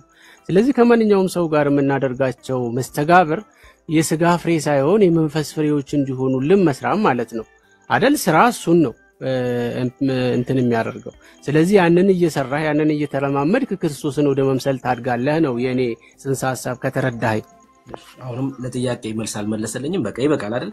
ጥያቄ እኔ የነበረው በስራ ካለ መቆረጥህን በምን አወክ ነው ጥያቄ። አሁን ባለክ ህይወት ባለክ ምልልስ ተቆርጠህስ ቢሆን ነው ጥያቄ። ገብቶሃል? በእግዚአብሔር ፊት ተቀባይነት የሌለው ስራ እየሰራ የሥጋ ፍሬዎችን ድህነት አንተ እጅ ላይ ነው። ድህነት አንተ እጅ ላይ ነው አይደል ያለው? አሁን ወደ ራስህ አስተምሮ ድራግ አድርገህ ለማስገባት ካልሆነ በተቀር ጥያቄህን በአግባቡ አይደለም። ይኸውልህ አሁን እኔ የኛ የክርስቲያኖችን እምነት ልንገርህ። የክርስቲያኖችን እምነት በክርስቶስ ኢየሱስ ካመነ አንድ ሰው ይድናል አይደል? ይድናል። ያ የዳነው ሰው ደግሞ በክርስቶስ ኢየሱስ አዲስ ፍጥረት የሆነው ደግሞ በመልካም ህይወት ይኖራል። ለምን? የዳነ ማንነት ስላለው አዲስ የተፈጠረ ስለሆነ መልካም ህይወት አለው፣ ይሰራል። ምንም ጥያቄ የለውም። ግዴታው ነው ለክርስቲያን ይሰራል፣ ስራ ይሰራል። መጠየቅ ይቻላል? ትጠይቀኛለህ። ይሄኛውን ከመለስክልኝ አንተ ትጠይቀኛለህ። ግን ርዕሳችን እኔ በተረዳሁት ልክ ለምሳሌ አንተ በምትለኝ አይነት መንገድ ክርስቲያን ነኝ ብለህ የምታምን ከሆነ የክርስቲያን መመሪያው ወይም ደግሞ ህይወቱን የሚቃኝበት አይነት መንገድ መጽሐፍ ቅዱስ ነው። ስለዚህ መጽሐፍ ቅዱስ እንደሚለው ወይም ደግሞ መጽሐፍ እንደሚለው መመላለስ ብዬ ቅድም ጥቅስ አነሳውልህ። አሁን አንተ እንደምትለው አንድ ጊዜ ሰው ከዳነ ወይም ደግሞ ስለዳነ መልካም ነገር ይሰራል የሚለው ሐሳብ እኔ የሚያስገዳ አይመስለኝም። ለምሳሌ ባጭሩ ልንገርህ። አንዴ ድገሞስ። ሰው ስለዳነ አሁን አንተ እንዳልከኝ ሰው ስለዳነ ክፉ ነገር አይሰራም ወይም ደግሞ ስለዳንኩ ነው በጎ ነገር የምሰራው የሚለው ነገር በፍጹም መጽሐፍ ቅዱሳዊ አይደለም። ለምሳሌ ላንሳልህ ኤግዛምፕል አይደለም ተብሎ አይኬድም ወዳጅ። መጽሐፍ ቅዱሳዊ ያለው ነገር አልተናገርኩም። እሺ ላንሳልህ። እኔ አይደለም ብለህስ ሐሳቡን ያነሳሁት እኔ ስለሆንኩኝ እኔ ላንሳውና የኔን ሐሳብ ከመጽሐፍ ቅዱስ ልጥቀስልህና ከዛ በኋላ ያን ጥቅስ በሌላ መንገድ ነው የተረዳኸው ካልከኝ ደግሞ ታስረዳኛለህ። እሺ ስለዚህ ለምሳሌ በአስቆሮቱ ይሁዳ ፈንታ የተመረጠው ዴማስ ነበር አይደል? እሺ ዴማስ በአስቆሮቱ ይሁዳ ፈንታ የተመረጠው ዴማስ ነበር። እስኪ ያሳየኝ። ዴማስ ግን የተሰሎንቄ ውበት ማርኮ ጠፋ። ራስ አየኝ እንደዛ ቢል እስኪ ያሳየኝ። በይሁዳ ፋንታ ዴማስ ነው የተመረጠው የሚለውን አሳየኝ። አሁን ሁለት ስልክ አልያዝኩም። የያዝኩት አንድ ስልክ ስለሆነ ጥቅስ ላወጣልህ አውዚ ቢላሂ ይልሃል ታች ኮሜንት ላይ ማለት ነው አይደል? ማቲያስ ነው። እሺ የሐዋርያት ሥራ መጽሐፍ ምዕራፍ 1 ላይ አንብቡ። እሺ ኦኬ ማቲያስ ሶሪ ይቅርታ፣ እዚህ ትክክል ነህ። ይቅርታ እኔ ይቅርታ ጠይቃለሁ ለዚህኛው ስህተት። ኦኬ ያነበብኩት ዴማስ የተሰሎንቄ ውበት ባርኮት ጠፋ የሚለው የዴማስ ማለት የሐዋርያው የቅዱስ ጳውሎስ ደቀ መዛሙርት የነበረው ነው። ቀጥል። እሺ እኮ ሐሳብን አላገኘሁትም ምንድነው? ስለዚህ ይሄ ሰው በጌታ በኢየሱስ ክርስቶስ ስም አምኖ ወይም ደግሞ ጌታ ኢየሱስ ክርስቶስ ለዓለም ሁሉ ኃጢአት ወደዚህ ምድር እንደመጣ እንደተሰቀለ በሶስተኛውም ቀን ከሙታን እንደተነሳና በሱም ህይወት እንደሰጠን የሚያምን በ50ኛውም ቀን እንዳረገ የሚያምን ክርስቲያን ነበር አይደል? ታዲያ ምን ይሁን? ስለመካድ እኮ አይደለም እያወራሁ። ስለዚህ ካመንክ በኋላ በጎ ነገር ትሰራለህ ይባላል እንዴ ታዲያ? አምኖም ሰው ሊክዳል እኮ። ኧረ እባክህ ወዳጅ፣ አሁን እኔ ያመነ ሰው መልካም ህይወት አለው ብዬ ሳነሳ ስለካደ ሰውዬ አንስተህ ትነግረኛለህ። ምንም አይገናኝ። ካመንክ በኋላ አይወሰድብህም እኮ ነው ያልከኝ የነበረው አይደል እንዴ? አላልኩም እኔ አላልኩም። ያለኛል እንጂ በጎ ነገር ያመነ ሰው መገለጫ ነው አልከኝ። አዎ ታዲያ ምን ማለት ነው ታዲያ? ዳግም የተፈጠረ ሰው ጥቅስ ላንብብልህ እኮ ያልኩህ ለዛ እኮ ነው። አሁን አንተ ምንድነው እያልክ ያለኸው? ስለ ካደ ሰው ወደ ዓለም ለምሳሌ አሁን ቲክቶክ ላይ እንደምናያቸው አይነት ሰዎች ማለት ነው አበባና አንበሳ ሲሰጣቸው ወደ ዓለም እንደሚሄዱት አይነት ሰዎች ማለት ናቸው። ልክ ይሁዳ 30 ብር ሲሰጠው አንድ ሳውራ እንዳታወራ ክርስቶስን 30 ብር የሸጠው ይሁዳ እንደሱ አንዳንዶችም አሁን አንበሳ ሲወርድላቸው ያው $300 ማለት ነው። ተመሳሳይ ነው። በዚህኛው ዘመን ሲመነዘር ያው ነው።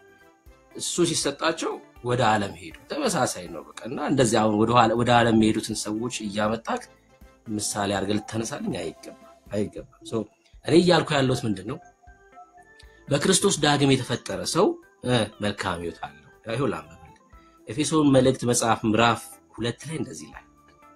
እግዚአብሔር በምሕረቱ ባለጠጋ ስለሆነ እሺ ከወደደን ከትልቅ ፍቅሩ የተነሳ በበደላችን ሙታን እንኳን በሆነን ጊዜ ከክርስቶስ ጋር ህይወትን ሰጠን። ከዛስ እስኪ መልሰህ ደግማ አንብበው እሱን ቃል አሁንም ከላይ ከጀመርክ ይቅርታ በጣም እሺ እግዚአብሔር በምሕረቱ ባለጠጋ ስለሆነ ከወደደን ከትልቅ ፍቅሩ የተነሳ በበደላችን ሙታን እንኳን በሆነን ጊዜ ለምን አስቀድሞ የቁጣ ልጆች ነበርን ምናም ብሎ ጳውሎስ ነግሮናል። በበደላችን ሙታን እንኳን በሆነን ጊዜ ከክርስቶስ ጋር ህይወትን ሰጠን። ከዛስ በጸጋ ድናችኋል ይልና በሚመጡት ዘመናትም በክርስቶስ ኢየሱስ ለኛ ባለው ቸርነቱ ከሁሉ የሚበልጠውን የጸጋውን ባለጠግነት ያሳይ ዘንድ ከእርሱ ጋር አስነሳን። በክርስቶስም ኢየሱስ በሰማያዊ ስፍራ ከእርሱ ጋር አስቀመጠን። ቀጥሎስ ጸጋው በእምነት አድኗችኋል፣ ይህም የእግዚአብሔር ስጦታ ነው እንጂ ከናንተ አይደለም። ቀጥሎ እንደዚህ ይላል ማንም እንዳይመካ ከሥራ አይደለም ካለ በኋላ እኛ ፍጥረቱ ነንና ይላል። እኛ ፍጥረቱ ነንና የሚለው ይሄ በሥጋ የተወለደውን አዳማዊ ሁሉ አይደለም፣ ዳግም የተወለደውን ነው፣ በጸጋ የዳነውን ነው። እኛ ፍጥረቱ ነንና እንመላለስበት ዘንድ ይላል። ተመልከት፣ እንመላለስበት ዘንድ እግዚአብሔር አስቀድሞ ያዘጋጀውን መልካሙን ሥራ ለማድረግ በክርስቶስ ኢየሱስ ተፈጠረ። ምን ለማድረግ? መልካሙን ሥራ ለማድረግ። ሚካኤል በጣም እዚህ ላይ ሚካኤል እየረበሽከን ነው። በጣም ለመምዩት አታረግም ብላችሁ። እግዚአብሔር ይባርክህ። እሺ ሲሶ ምንድነው የሚለው? በክርስቶስ ኢየሱስ ተፈጠረን ነው የሚለው። ምን ለማድረግ? መልካሙን ሥራ ለማድረግ። ይሄ እኮ የክርስቲያን ህይወት ነው። አየህ ክርስቲያን በክርስቶስ ኢየሱስ ሲፈጠር ዳግም ሲፈጠር ከማይጠፋው ዘር ሲወለድ ምን ሆኗል ማለት ነው? ዘር ቀይሯል። ሲሶ አንተ የአባትና የእናት ልጅ ነህ አይደል? ያ ማለት ያ ዘር የአዳም ዘር ነው። የአዳም ዘር በሙሉ ደግሞ የቁጣ ልጅ ነው አይደል? ከዛ ዘር የተወለደ ሁሉ ከሞት በታች ነው ያለው፣ ኃጢአትን የሚያደርግ ነው። ዘር መቀየር ማለት ከእግዚአብሔር መወለድ ማለት ነው። ሁለት ዘር ነው አይደል ያለው? አንድ የአዳም ዘር ነው፣ ሁለተኛው ደግሞ ዳግማዊው አዳም የሆነው ክርስቶስ ኢየሱስ ነው። ንጹህ ዘር ማለት ነው። ትመጣና ከዚህ ንጹህ ከሆነው ዘር ስትወለድ ዳግም ተፈጠርክ ማለት ነው። ምን ማለት ነው ታዲያ? ዳግም የተፈጠረ መልካም ህይወት አለው፣ መልካም ስራ ይሰራል ማለት ነው። ለምን? ከማይጠፋው ዘር ከእግዚአብሔር ተወልዷልና። ክርስቲያን ግዴታው ነው መልካም ህይወት መኖር በብርሃን መመላለስ የክርስቲያን ግዴታው ነው ይላል። እዚህ ላይ የኔና ያንተ ልዩነት የት ጋር መሰለ? ሁሉም ቦታ ላይ አንተ ያብራራው ላይ ችግር የለብኝም። መጽሐፍ ቅዱስንም በስነ ስርዓት ላይ የተናገርከው እግዚአብሔር ይባርክህ። ግን ምን አለ መሰለ አዳማዊ ማንነት ወይም የበደለውን አዳማዊ ማንነት በቅጡ መረዳትን እዚህ ላይ ያግባብነት ይሰጠናል። አዳም መሬት ነህና ወደ መሬት፣ አፈር ነህና ወደ አፈር ትመለሳለህ ተብሎ ሲረገም አንደኛው እርግማኑ ምንድን ነበረ መሰለ?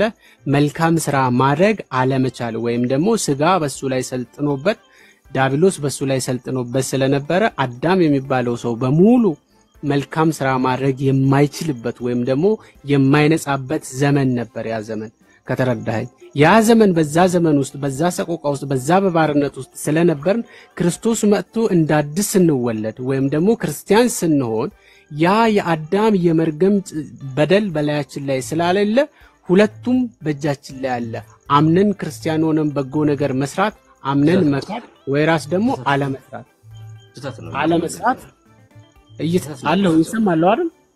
ስተት ነው እየተናገርክ ያለው። አስረዳኝ፣ የቱ ጋር ነው ስተቱ? ትሰማለህ አስረዳኝ፣ የቱ ጋር ነው ስተቱ?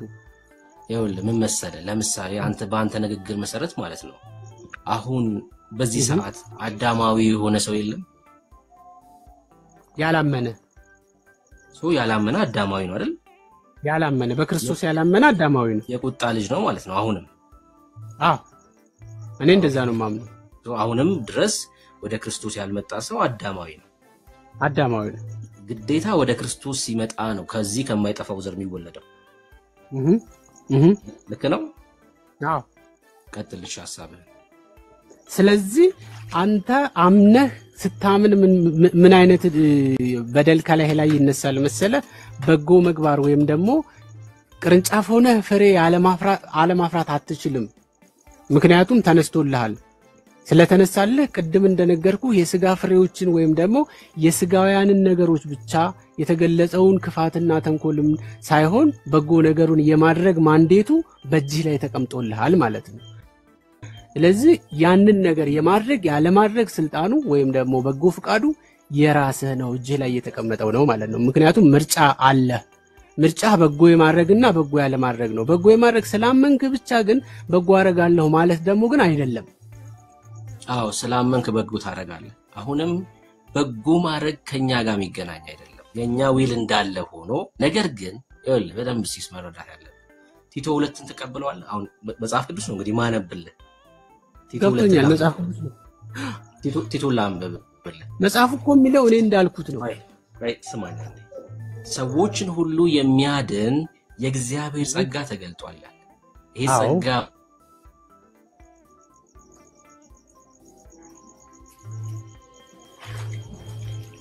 ተቋርጦ ነበር። ኔትወርክ አለው? ተቋርጦ ነበር። እሺ፣ ሰዎችን ሁሉ የሚያድን የእግዚአብሔር ጸጋ ተገልጧል ይላል። ምን የሚያደርግ ጸጋ ተገልጧል? የሚያድን። ይህም ጸጋ ይላል። የቱ ጸጋ? የሚያድነው ጸጋ። ቴንክ ዩ። ኃጢአተኝነትና ዓለማዊ ምኞትን ክደን ምኑ ጸጋው ራሱ የተባረከውን ተስፋችን እርሱም የታላቁን የአምላካችንና የመድኃኒታችን የኢየሱስ ክርስቶስን ክብር መገለጥ እየጠበቅን ራሳችን በመግዛት በጽድቅ እግዚአብሔርንም በመምሰል በአሁኑ ዘመን እንድንኖር ያስተምረናል። ምኑ የዳንበት ጸጋ ማለት ነው። ይሄ የዳንበት ጸጋ ራሱ ዓለማዊ ምኞትን የሚያስክድ ጸጋው ነው። ጉልበታችን፣ አቅማችን፣ ብርታታችን ይሄ ከዚህ ዓለም እንድንለይ የሚያረገን በጽድቅ ህይወት እንድንኖር የሚያረገን በቅድስና እንድንኖር የሚያረገን ራሱ ጸጋው ነው። ለምን? ኃይል ጉልበት ስለሚሆነን ማለት ነው። የዳንበት ጸጋ ራሱ ምን ማለት ነው? ኃጢአተኝነትና ዓለማዊ ምኞትን የሚያስገድ ነው ጸጋው ራሱ ማለት ነው። እና እኔ ብዙ የራቀ ነገር ስናገር አልሰማሁም ከክርስቲያኖች እምነት ማለት ነው። ከክርስቲያኖች እሺ ኦርቶዶክስ አሁን እቺ ብትሆን ኦርቶዶክስ አሁን የተናገርካት ኦርቶዶክስ ብትሆን ኦርቶዶክስ እኔ ብዙ ማነሳበት ነገር የለም። ግን ላሳይክ አሁን በጣም ከባድ የሆነውን ኦርቶዶክስ ላሳይክ። ከባድ የሆነውን ኦርቶዶክስ ስላሳይክ መጽሐፍ ቅዱስ የማያውቃትን ኦርቶዶክስ ስላሳይክ የመንፈስ ቅዱስ ስራ ተባረኩ በጣም ከባድ የሆነችውን ኦርቶዶክስ ስላሳይክና ማን ይቀበላት ሰው አሁን እንግዲህ በጣም ተደጋጋሚ ስለ እምነት ስታወራ ነበር ሲሶ አንተ ሰው ግን እምነት ባይኖረው እግዚአብሔርን ቢክድ እንኳን ሰው በኦርቶዶክስ መዳን ይችላል እምነት ባይኖረው እግዚአብሔርን ክዶ ኢየሱስ ክርስቶስን ክዶ በኦርቶዶክስ መዳን ይቻላል አላቅ ገድላት ተአምራቶቹ ይሄን ያወራሉ በኢትዮጵያ ኦርቶዶክስ አሁን ስለ ገድላትና ስለ ተአምራቱ የምናወራበት ጊዜ ነው ወይ አይ ዶንት ኖ አላቅም ምክንያቱም በሱ ላይም ዕውቀትም የለኝም ፍራንክሊ ስፒኪንግ አትቀበላችሁም አንተ አልቀበላቸውም እቀበላቸዋለሁ ለማለት ሳነበው ያነበብኩትን ነው የምቀበለው ማለት ከመጽሐፍ ቅዱስ ጋርና ከእምነት ጋር ወይም ካስተምሮት ጋር የሚሄድ ሲነገር ካለ እቀበላለሁ ሁለተኛ ደግሞ ልክ እንደ መጽሐፍ ቅዱስ አንድምታ የሚፈልግ ከሆነ ደግሞ የአንድምታ ትርጉም በዚህ ጉዳይ ላይ ዕውቀት ያለውን ሰው ጠይቃለሁ ዜን ደግሞ ፈጽሞ የተለየ ከሆነ ደግሞ አልቀበልም ኦኬ ሶ እንደ መጽሐፍ ቅዱስ ተመዝነዋለህ አዎ እንደ መጽሐፍ ቅዱስ ለምሳሌ መጽሐፍ ቅዱስን አንዴ ሶሪ መጽሐፍ ቅዱስ በሌላ መጽሐፍ ይመዘናል አይመዘንም የእግዚአብሔር ቃል ስለሆነ አይደል ገድላትና ድርሳናት በመጽሐፍ ቅዱስ የሚመዘኑት የእግዚአብሔር ቃል ስላልሆነ ነው አይደል በለው አዎ የእግዚአብሔር ቃል ስላልሆኑ ሳይሆን የተጻፉበት ዘመን የጻፋቸው ሰው ግለሰብ የተጻፉበት ሁኔታ ከመጽሐፍ ቅዱስ የጻፋቸው ሰው የመጽሐፍ ቅዱስ ዕውቀት የመጽሐፍ ዕውቀቱ ልክ ይወስነዋል ስለዚህ እንደዛ ሲሆን የተጻፈበት ዘመን ምናምንማ አትበል ለምሳሌ ቶራው ለምሳሌ ከስንት ዓመት በፊት ነው የተጻፈው አረን ያላቅም እንደዛ የሚባል መጽሐፍ ቶራ ማለት አምስቱ ሕገ ኦሪት ማለት ነው ወይ ደግሞ የሙሴ መጽሐፍት ነው ይያልኩ ያሉት ኦኬ የሙሴ መጽሐፍትን የጻፉበት በሙሴ ዘመን እኮ መቼ ማለት ነው ከስንት ዓመት በፊት ሜቢ ከክርስቶስ ልደት በፊት ያለ ዘመን አቆጣጠር እኮ ከክርስቶስ ልደት በፊት አሁን ካለንበት ሲሶያ አሁን ካለንበት ከ3500 ዓመት ምናልባት 2500 ኦልሞስት ከዛ ወዲህ 2 ይሆናል ልክ ነው 3500 አሁን ካለንበት ማለት ነው ዘመኑ ልትለኛ አይገባም አየ ያ አሁን ለምሳሌ በዛ ዘመን መጻፉ ያ አምስቱን ሕግ የሙሴ መጽሐፍት አምስቱን የሙሴ መጽሐፍት እንድንጠራጠረው ያደርገናል መጽሐፉ እንድንጠራጠረው ያደርገንም የእግዚአብሔር ቃል ስለሆነ አይደል ቴንክ ዩ ለምሳሌ ተክለ ሃይማኖትና አቡነ ገብረ መንፈስ ቅዱስ የተጻፉት በ12ኛውና በ13ኛው መቶ ክፍለ ዘመን አካባቢ ነው እንደውም የነበሩበት ነው የተጻፉት በ14 እና በ15ኛው መቶ ክፍለ ዘመን የተጻፈው በጣም ቅርብ ነው ማለት ነው አሁን ላለንበት ዘመን ከ600 ከ700 ዓመት በፊት ነው የተጻፈው ሶ ዘመኑ ነው ልትለኛ አይገባም ማለት ነውና እኔ እኮ ያልኩ ዘመኑ ነው ሳይሆን እንደየ ለምሳሌ ቋንቋ ያድጋል እንትንም ይሞታል ስለዚህ የምትጠቀምበት ቃል የምትጠቀምበት ቋንቋ በዘመን ስለ ቋንቋ አይደለም አይ እግዚአብሔር ተክዶ ስለ ቋንቋ አይደለም በፍጹም እግዚአብሔርን የሚክድ ድርሳንም ሆነ የእግዚአብሔርን ልውና የእግዚአብሔርን አምላክነት የሚክድ ድርሳን ወይም ደግሞ እንትን አለ ብዬ አላምንም ቢኖርም እኔ አልቀበልም ላሳይክ እና ይሄን አልቀበለውም የማለት አቅም አለ አልቀበለውም የማለት አቅም አይደለም ድፍረቱም አለኝ ግን አንተ ሳይተይ ሳይሆን ካሳይኸኝ የምጠይቀውን ሰው ጠይቃለሁ ምክንያቱም እየጠየቁ ስለሆነ ያደኩት አሁን የምጠይቃለሁ ላሳይክ ፈቃደኛ ነህ ለምን ብታሳየኝ ችግር አለው አሳየኝ በስዕል ፊት ትሰግዳለህ አዎ በስዕሉ ፊት አይደለም የምሰግደው በስዕሉ ፊት አይደለም የምሰግደው እና ለአምላክ ሰግዳለሁ አይ በስዕል ፊት ነው ለምሳሌ በማርያም ስዕል ፊት ምንድነው መሰለ ስዕል የሚያስፈልገው ላስተምሮ ወይም ደግሞ ሪፕሬዘንት ለማድረግ ወይም ደግሞ ቀልብህን ለመሰብሰብ ከሆነ ነው እንጂ ቀለም የተቀባ ስዕል እንትን አይልም ማተር አያደርግም ልፈልግ ነው እኮ። ግን ትሰግዳለህ አሰግድም? አሁን በግልጽ ነው የምንገኝ። መታል እኮ አንተማ የሆነ ነገር እኮ መጥቷል ሲሰ ለምሳሌ የጸሎት ቤት ሳዘጋጅ ጸሎት ቤቴ ውስጥ ስዕል ሊኖር ይችላል። እዛ ስዕል ጋር ሰግዳለሁ። ግን የምሰግደው ለስዕሉ አይደለም። ለስዕሉ ባለቤትም አልሰግድም። ለማን ነው ታዲያ ማለት ለስዕሉ ባለቤት ለሳለው ያልክ መስሎኝ ነው። በዚህ ተረዳው ስለሆነ አረነሳት ብሩኬ እንዴ ትንሽ ለምሳሌ አሁን የኔ ፕሮፋይል ፒክቸር ስታዩ የክርስቶስ ምስል አለ ታያላ። ለምሳሌ ሲሶ የማርያም ስዕል አለ አይደለ? ብዙ ጊዜ ኦርቶዶክሳውያን የማርያምን ስዕል ይሰግዱና አይ እኛ ለስዕሉ ሳይሆን ለማርያም ነው፣ የስዕሉ ባለቤት ማርያም ስለሆነች ለሷ ነው መስሉ ይላል። እሺ እንደዛ ትሰግዳለህ አንተ? ትሰግዳለህ እንደዛ ሰግዳለሁ። ስዕል ፊት ለስዕሉ ባለቤት ብለህ ለማርያም ትሰግዳለህ? መጽሐፍ ቅዱሳዊ ነው? መጽሐፍ ቅዱሳዊ ነው ወይ አይደለም ወይ? መጽሐፍ ቅዱስ ላይ ዳይሬክት እንደዚህ የተጻፈ ነገር የለም። ከሌለ ታዲያ ለምን ታደርጋለህ? ክርስቲያን ነኝ ብለህ የምታምን ከሆነ ከሌለ ሚካኤል በጣም እየረብሻል። ሚኪ በጌታ እሺ፣ በአርሴማ ይዣለሁ። ሚኪ ሚዩትን አታንሳ። አሁን ከዚህ በኋላ ያንሳም ሚኪ ከዚህ በኋላ ሚዩት ላይ ያንሳም። በቃ በአርሴማ ይዣለሁ። አንድ ነገር ምን አለ መሰለ፣ እያንዳንዱ ተግባር ወይም ደግሞ እያንዳንዱ የምንንቀሳቀሳቸው የምንሄዳቸው መንገዶች በሙሉ ከ27ቱ መጽሐፍ ውስጥ ፈልገን ይሄኛው እዚህኛው ስዕል ላይ አለ ይሄኛው እዚህኛው ቦታ ላይ አለ ብለን ደምድመን ከሆነ የምንሄደው እሱ በህይወት ያስገደናል። እንግዲህ ራስህ ወቀው።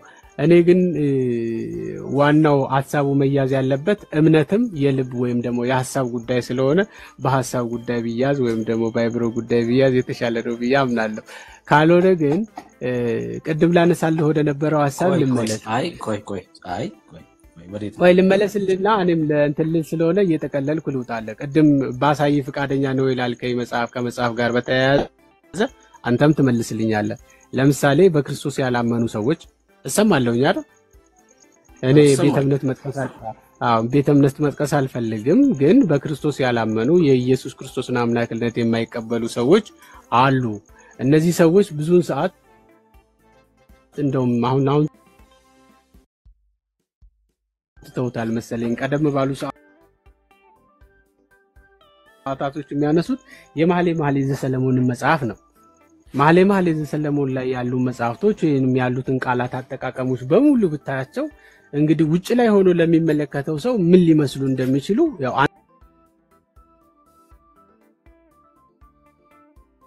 አንተም ታውቃለህ። ላስረዳ አልችልም። በቃ ክርስቲያን ነኝ ብለኸኛል፣ መጽሐፍ ቅዱስ አነባለሁ እያልክ እየጠቀስክልኝ ነው። ጀስት ዩ ናው ታውቀዋለህ።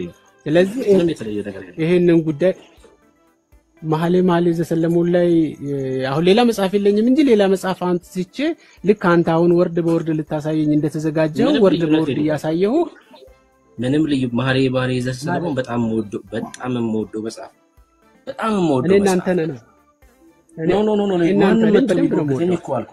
ያወራኝ አልኩ እኮ ማንም መጥቶ ቢያወራኝ መኃልየ ላይ ግን ሌላ ክርስቲያን ሆነ ለሆነ ሰው ጋር ግን ቢያወራ ምንድነው ልትሟገት የምትችለው? አንተ የምታምንበትን ነው ልትነግረው የምትችለው።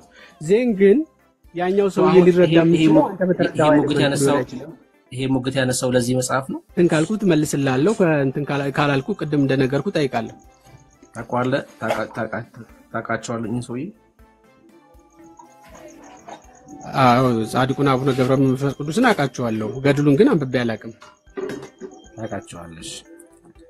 በነገራችን ላይ በጣም እንትን ናቸው። አረ ብሩኬ ከመጽሐፍ ቅዱስ ጠይቀው መጠይቀው ጥያቄ ሚኪ አረ በጣጡስ በአርሴማ ብዬ ገዝቻለሁ። እንደውም ከዚህ በኋላ ቡራ ለምን ደም አታስወጣው ግን ሚካኤልን እንዴ?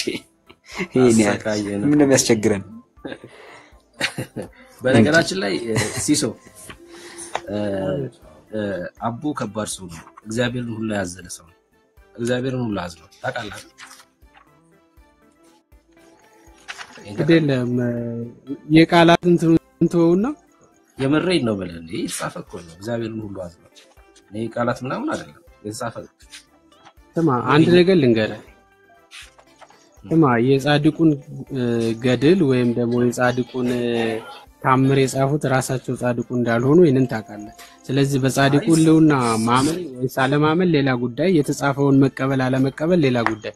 ስለዚህ እኔ ማለት ስለሳቸው ማንነት ቢናገረው መጽሐፉ አይደል ዞሮ ዞሮ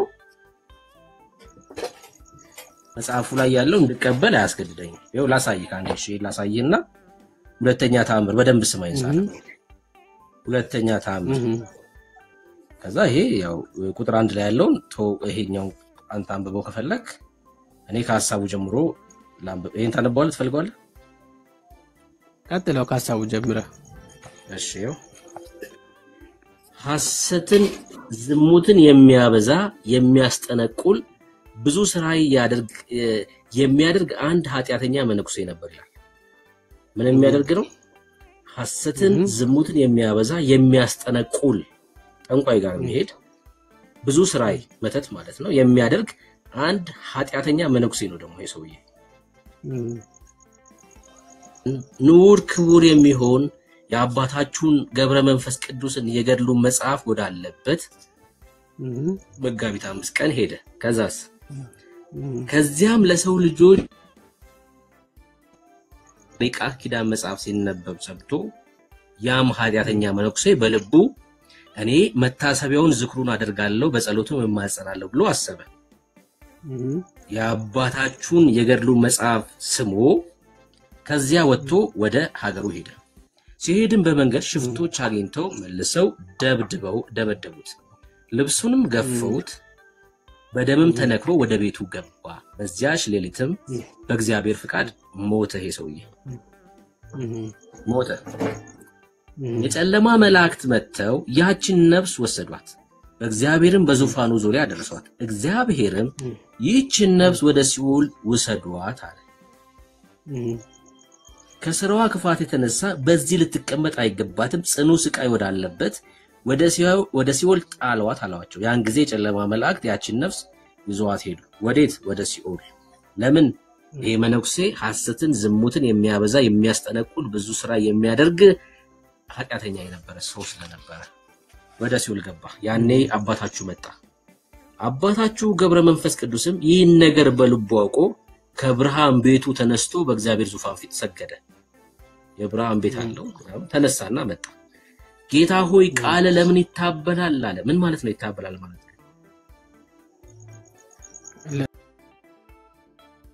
ኦኬ ቀጥልሽ። ምን ማለት ነው ሲሶ? የምር በጣም ሁሌ ይሄ ቃል ስለሚያስደነግጠኝ ነው። ጌታ ሆይ ቃል ለምን ይታበላል አለ። ምን ማለት ነው? አንተ ልጠይቅ ብዬ ነው። ቃል ለምን ይዘለላል? ቃል ለምን አይተገበርም? ለምን ትዋሻለህ እኮ እንደማለት ነው አይደል? ቃል በቃል አይልም እኮ። ምን ማለት ነው? እሺ ለምን ይዘለላል ማለት ነው፣ ሌላ ፍቺ ካሌለው። በጣም ነው የሚያስደነግጠኝ። ጌታ ሆይ ጌታ እንደዚህ ብሎ መናገር ማለት ነው። እሺ አለ።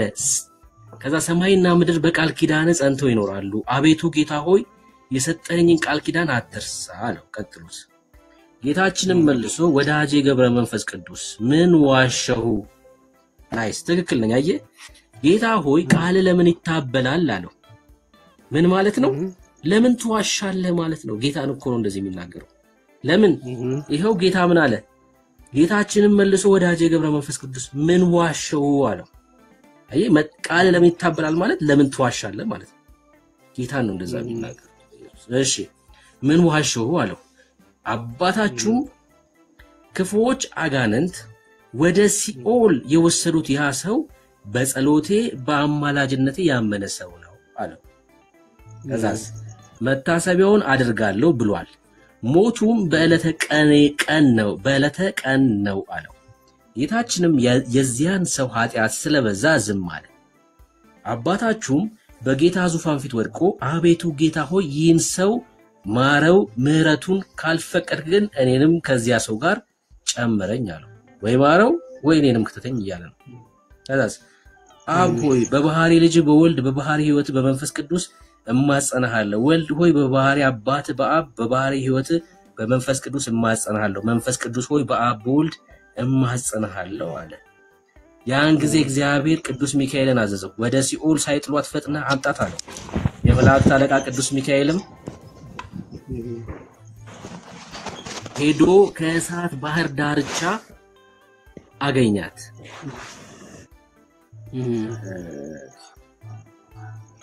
አንዴ ሶሪ በቃ ሚካኤልን ላወርደው በጣጡስ ብዬታል ሰማው ለከባድ ነው። ሄዶ ከእሳት ባህር ዳርቻ አገኛት። መልሶ እግዚአብሔር ፊት አቀረባት። ከዛስ እግዚአብሔርም ያቺን ነፍስ ለወዳጄ ለገብረ መንፈስ ቅዱስ ምን አደረክለት አላት። ያቺም ነፍስ የገድሉን መጽሐፍ በሰማሁ ጊዜ ደስ አለኝ፣ በልቤም ተስካሩን መታሰቢያውን አደርጋለሁ ብዬ አሰብኩ። በፍቅሩ ልቤ ነደደ፣ ገድሉን ስሜ ተማጸንኩበት። ከዚያ ወጥቼ ሲሄድ በዚያሽ ቀን ሽፍቶች አግኝተው ደብድበው ገደሉኝ። ይሄው ወደ አንተ መጣሁ አለች። እግዚአብሔርም ያችን ነፍስ እርሱ በወደደ ልብሽ ከተቃጠለ እሱም በመውደድ ልብሽ ከተቃጠለ በቃል ኪዳኑ ካመንሽ እኔም ኃጢአትሽን ይቅር ብዬሻለሁ በደለንሽንም አጥፍቼልሻለሁ አላት። ይህም ብሎ የምእመናን አንድነት ወዳለባት ውሰዷት አላቸው። ፈጥነው ወሰዷት። አባታችሁም ተደሰተ፣ ፊቱም በራ። የአባታችሁ የገብረ መንፈስ ቅዱስ ጸሎትና በረከቱ በእናንተ ላይ ይደር ይላል። እንደዚህ አይደለም። ከዚህ በኋላ ሐሳብ ተጠበት ሲሱ እኔ ከዚህ የምረዳው ነገር ምንድነው መሰለ? ከዚህ መጽሐፍ የምረዳው ነገር አንድ ነገር ቢኖር አንደኛ ንስሐ ኃጢአተኛም ብትሆን ንስሐን እንደሚያድንህ ንስሐ ወደ ክርስቶስ ፍቅር እንደሚመልስ፣ ሁለተኛ ደግሞ ንስሐው የታለ አሳይ። አሁን መዋሸት አይቻልም። አይቻልም። ምንድነው ያለው ሰውየው? ንስሐውን የመጀመሪያው ነገር ገድሉን ሲሰማ ወይም ደግሞ ገድሉ ያለበት መጽሐፉ ያለበትን ቦታ ሲሰማ ሰውየው ምንድነው ያለው? ወደ ቤት ሄዳለሁ፣ ዝክሩንም እንትን አድርጋለሁ፣ የገብረ መንፈስ ቅዱስን መንገድ ይከተላለሁ ነው አይደል? አላለም ያለ አላለም። የመጀመሪያው ነው ምንድነው የሚለው? ይሄው ላነብልህ እኮ ከዚያም ለሰው ልጆች የምህረት ቃል ኪዳን እንደሰጠው የሚናገር የቃል ኪዳን መጽሐፍ ሲነበብ ሰምቶ ያም ኃጢአተኛ መነኩሴ በልቡ እኔ መታሰቢያውን ዝክሩን አደርጋለሁ በጸሎቱም ማጸናለሁ ብሎ አሰበ። የአባታችሁ የገድሉ መጽሐፍ ከዚያ ወጥቶ ወደ ሀገሩ ሄደ። እሺ ንስሐ ገባ እያልከኝ ነው? እሺ ችግር የለውም። ንስሐ ገባ እዚህ ላይ እኮ የሚለው ምንድነው? እማጸናለሁ ዝክሩንም በዓሉንም አደርጋለሁ እያለ ነው። ስለዚህ ገብረ ክርስቶስ ቅድም ነገር ያለው አንዴ ስማኝ። ሰው እዚህ ጋር ንስሐ ገባ እያልከኝ ነው? ማለት ንስሐ ለመግባት አስበው እኔስ ንስሐ ገባ። እሺ ንስሐ ገባ። ንስሐ የገባውን ሰው ነው እግዚአብሔር ሲኦል የከተተው? አሁን እዚህ ጋር ያለው እኔ እኮ ሳልጨርስልህ አንተ ወደ ራስህ ጥያቄ ተመለስክ። አንተ ንስሐ የገባው ኮርስ ስላለ ወደ ፈለከው ኮርስ ሳይሆን መሄድ ያለብህ ምንድነው መሰለ? በጣም ብዙ ሰዎች ናቸው እየተከታተሉን ያሉት። ወደ 700 ምናምን አካባቢ ሰዎች ናቸው እየተከታተሉን ያሉት። ስለዚህ እኛ ወደ ፈለግነው ሳይሆን እውነትና እውነቱን ብቻ እንነጋገር። እዚህ ቦታ ላይ ሁለት ነገር ነው እኔ ከዚህ ምረው። አንደኛ የገባውን ሰው ወደ ሲኦል ከተተው ያልከኝ ነው እግዚአብሔር? እኔ እንደዛ አላልኩም። እሺ ታዲያ ንስሐ አልገባም ማለት ነው። ይሄ ሰውዬ ወደ ሲኦል ከገባ በኋላ በአቦ ልመና ነው ማለት ነው እኮ የዘላለም ሕይወት ያገኘው አይደል? እኔ የምረዳው እንደሱ ሳይሆን ቅዱሳን ለሕፃን እንደሚለምኑና ይሄ ሰውዬ ደግሞ ንስሐ እንደገባ ነው የምረዳው። ከዚህ በተረፈ ያሉት አጻጻፎች የቃላት ግድፈቶች ኦር ደግሞ ለምሳሌ በቀላሉ እንበልና ይሄንን ገድል ማን የጻፈው ሰማያዊ ነው ወይስ ምድራዊ ሰው ነው? ለምሳሌ ምድራዊ ሰው ማለት በአጸደ ስጋ ያለ ሰው ነው ወይስ በአጸደ ነፍስ ያለ ሰው ነው የጻፈው? የሁለቱንስ ንግግር ማን ሰማ? ለምሳሌ የክርስቶስንና የጻድቅ ያለበሲሶ እኔ ብሩክን ሳይሆን መጠየቅ ያለብህ ቤተክርስቲያን ሄደህ ይሄ የነሱን ንግግር ማን ሰምቶ ነው የጻፈው ያልክ መጠየቅ ያለብህ እኔ ሳይሆን ነው። ቀድም የኦርቶዶክስ አባቶች ነው መጠየቅ ያለብህ።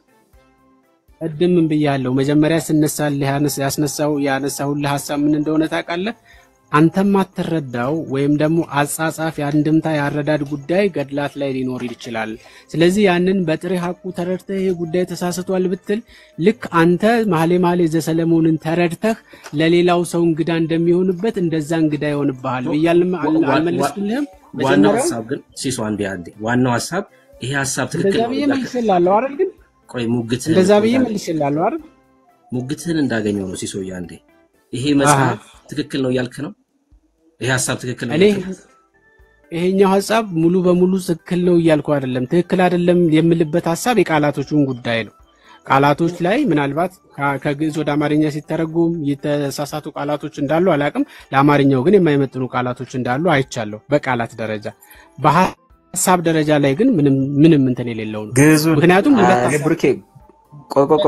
ቆይ ግዕዙን አጠገቡ አለለትና ይተርጉምልን ያው ዘው አጠገቡ ቆይ ግዕዙ ያው ታዲያ ካልቻልክ ምንድነው የምገምተው ታዲያ ተሳስቶ ሊሆን ይችላል ያው ፊት ለፊት ያው ግዕዙን አማርኛው ራሷ ነው ቤተክርስቲያን የተረጎመችው እንዲህ ሊሆን ይችላል ተሳስቶ ሊሆን ይችላል ምናምን ማለት አይችልም እንደዛ ኦኬ ፊት ለፊት ተቀምጦልሃል ይሄው ግዕዙ አንብበና ተርጉምልን ከቻልክ ካልሆነ ግን ሊሆን ይችላል የሚባል ነገር የለም እውነቱን እውነት በል ሐሰትን ሐሰት በል ብራዘር ምን ሆነ ነው እንደዛ ነው ፊት ለፊት ተቀምጧል ዳጊንም ማስገባው አራት ሆኖ አይሻልም አይ ቆይ ሌላ ወደ ሌላ ሐሳብ በዛንበ እሺ አይ እኔ እንደው ግዕዝ ስላልክ እኔ ግዕዙን ለማስታወስ ብዬ ነው አጠገብ ስላለ ነው ዘው ቅርብ ስለሆነ እንዲያሳይ ብዬ ነው ድንገት መርጌታ መስለኝ ከኛ ሌላ ፓስተር ምን ነው ቸኮልክ ሲሶ ለምን ወደ ሌላ ነገር ፓስተር ምን እንዴ ወደ ሌላ ነገር ለምን ትሄዳለህ በስርዓት ይሻወራ አይደል እስካሁን ድረስ ነበር በስነ ስርዓትማ ያወራን ይያለን መሃል ገብተህ የረበሽከው አንተ ነህ አልተረዳኸውም ሆነ ነው እንጂ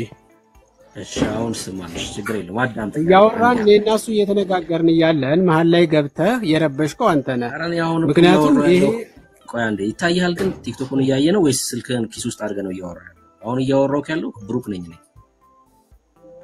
እሺ ቀጥል ተረጋጋ እኮ ለዛ ከሆነ ተረጋጋ ዋናውን ሐሳብ ብቻ አሳየኝና ከዛ እንጨርስ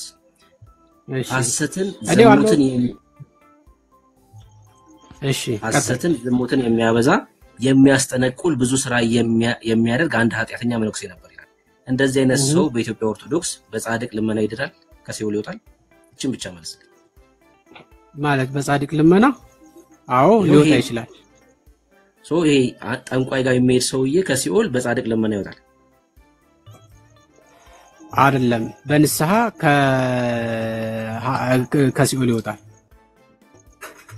ሲኦል ገብቶ ንስሐ ገብቶ የጻድቁ ገድል የጻድቁ ጸሎት ሰውየውን ለንስሐ ያበቃዋል እኮ ሲኦል ገብቶ ነው ንስሐ የሚገባው ነው የምትለኝ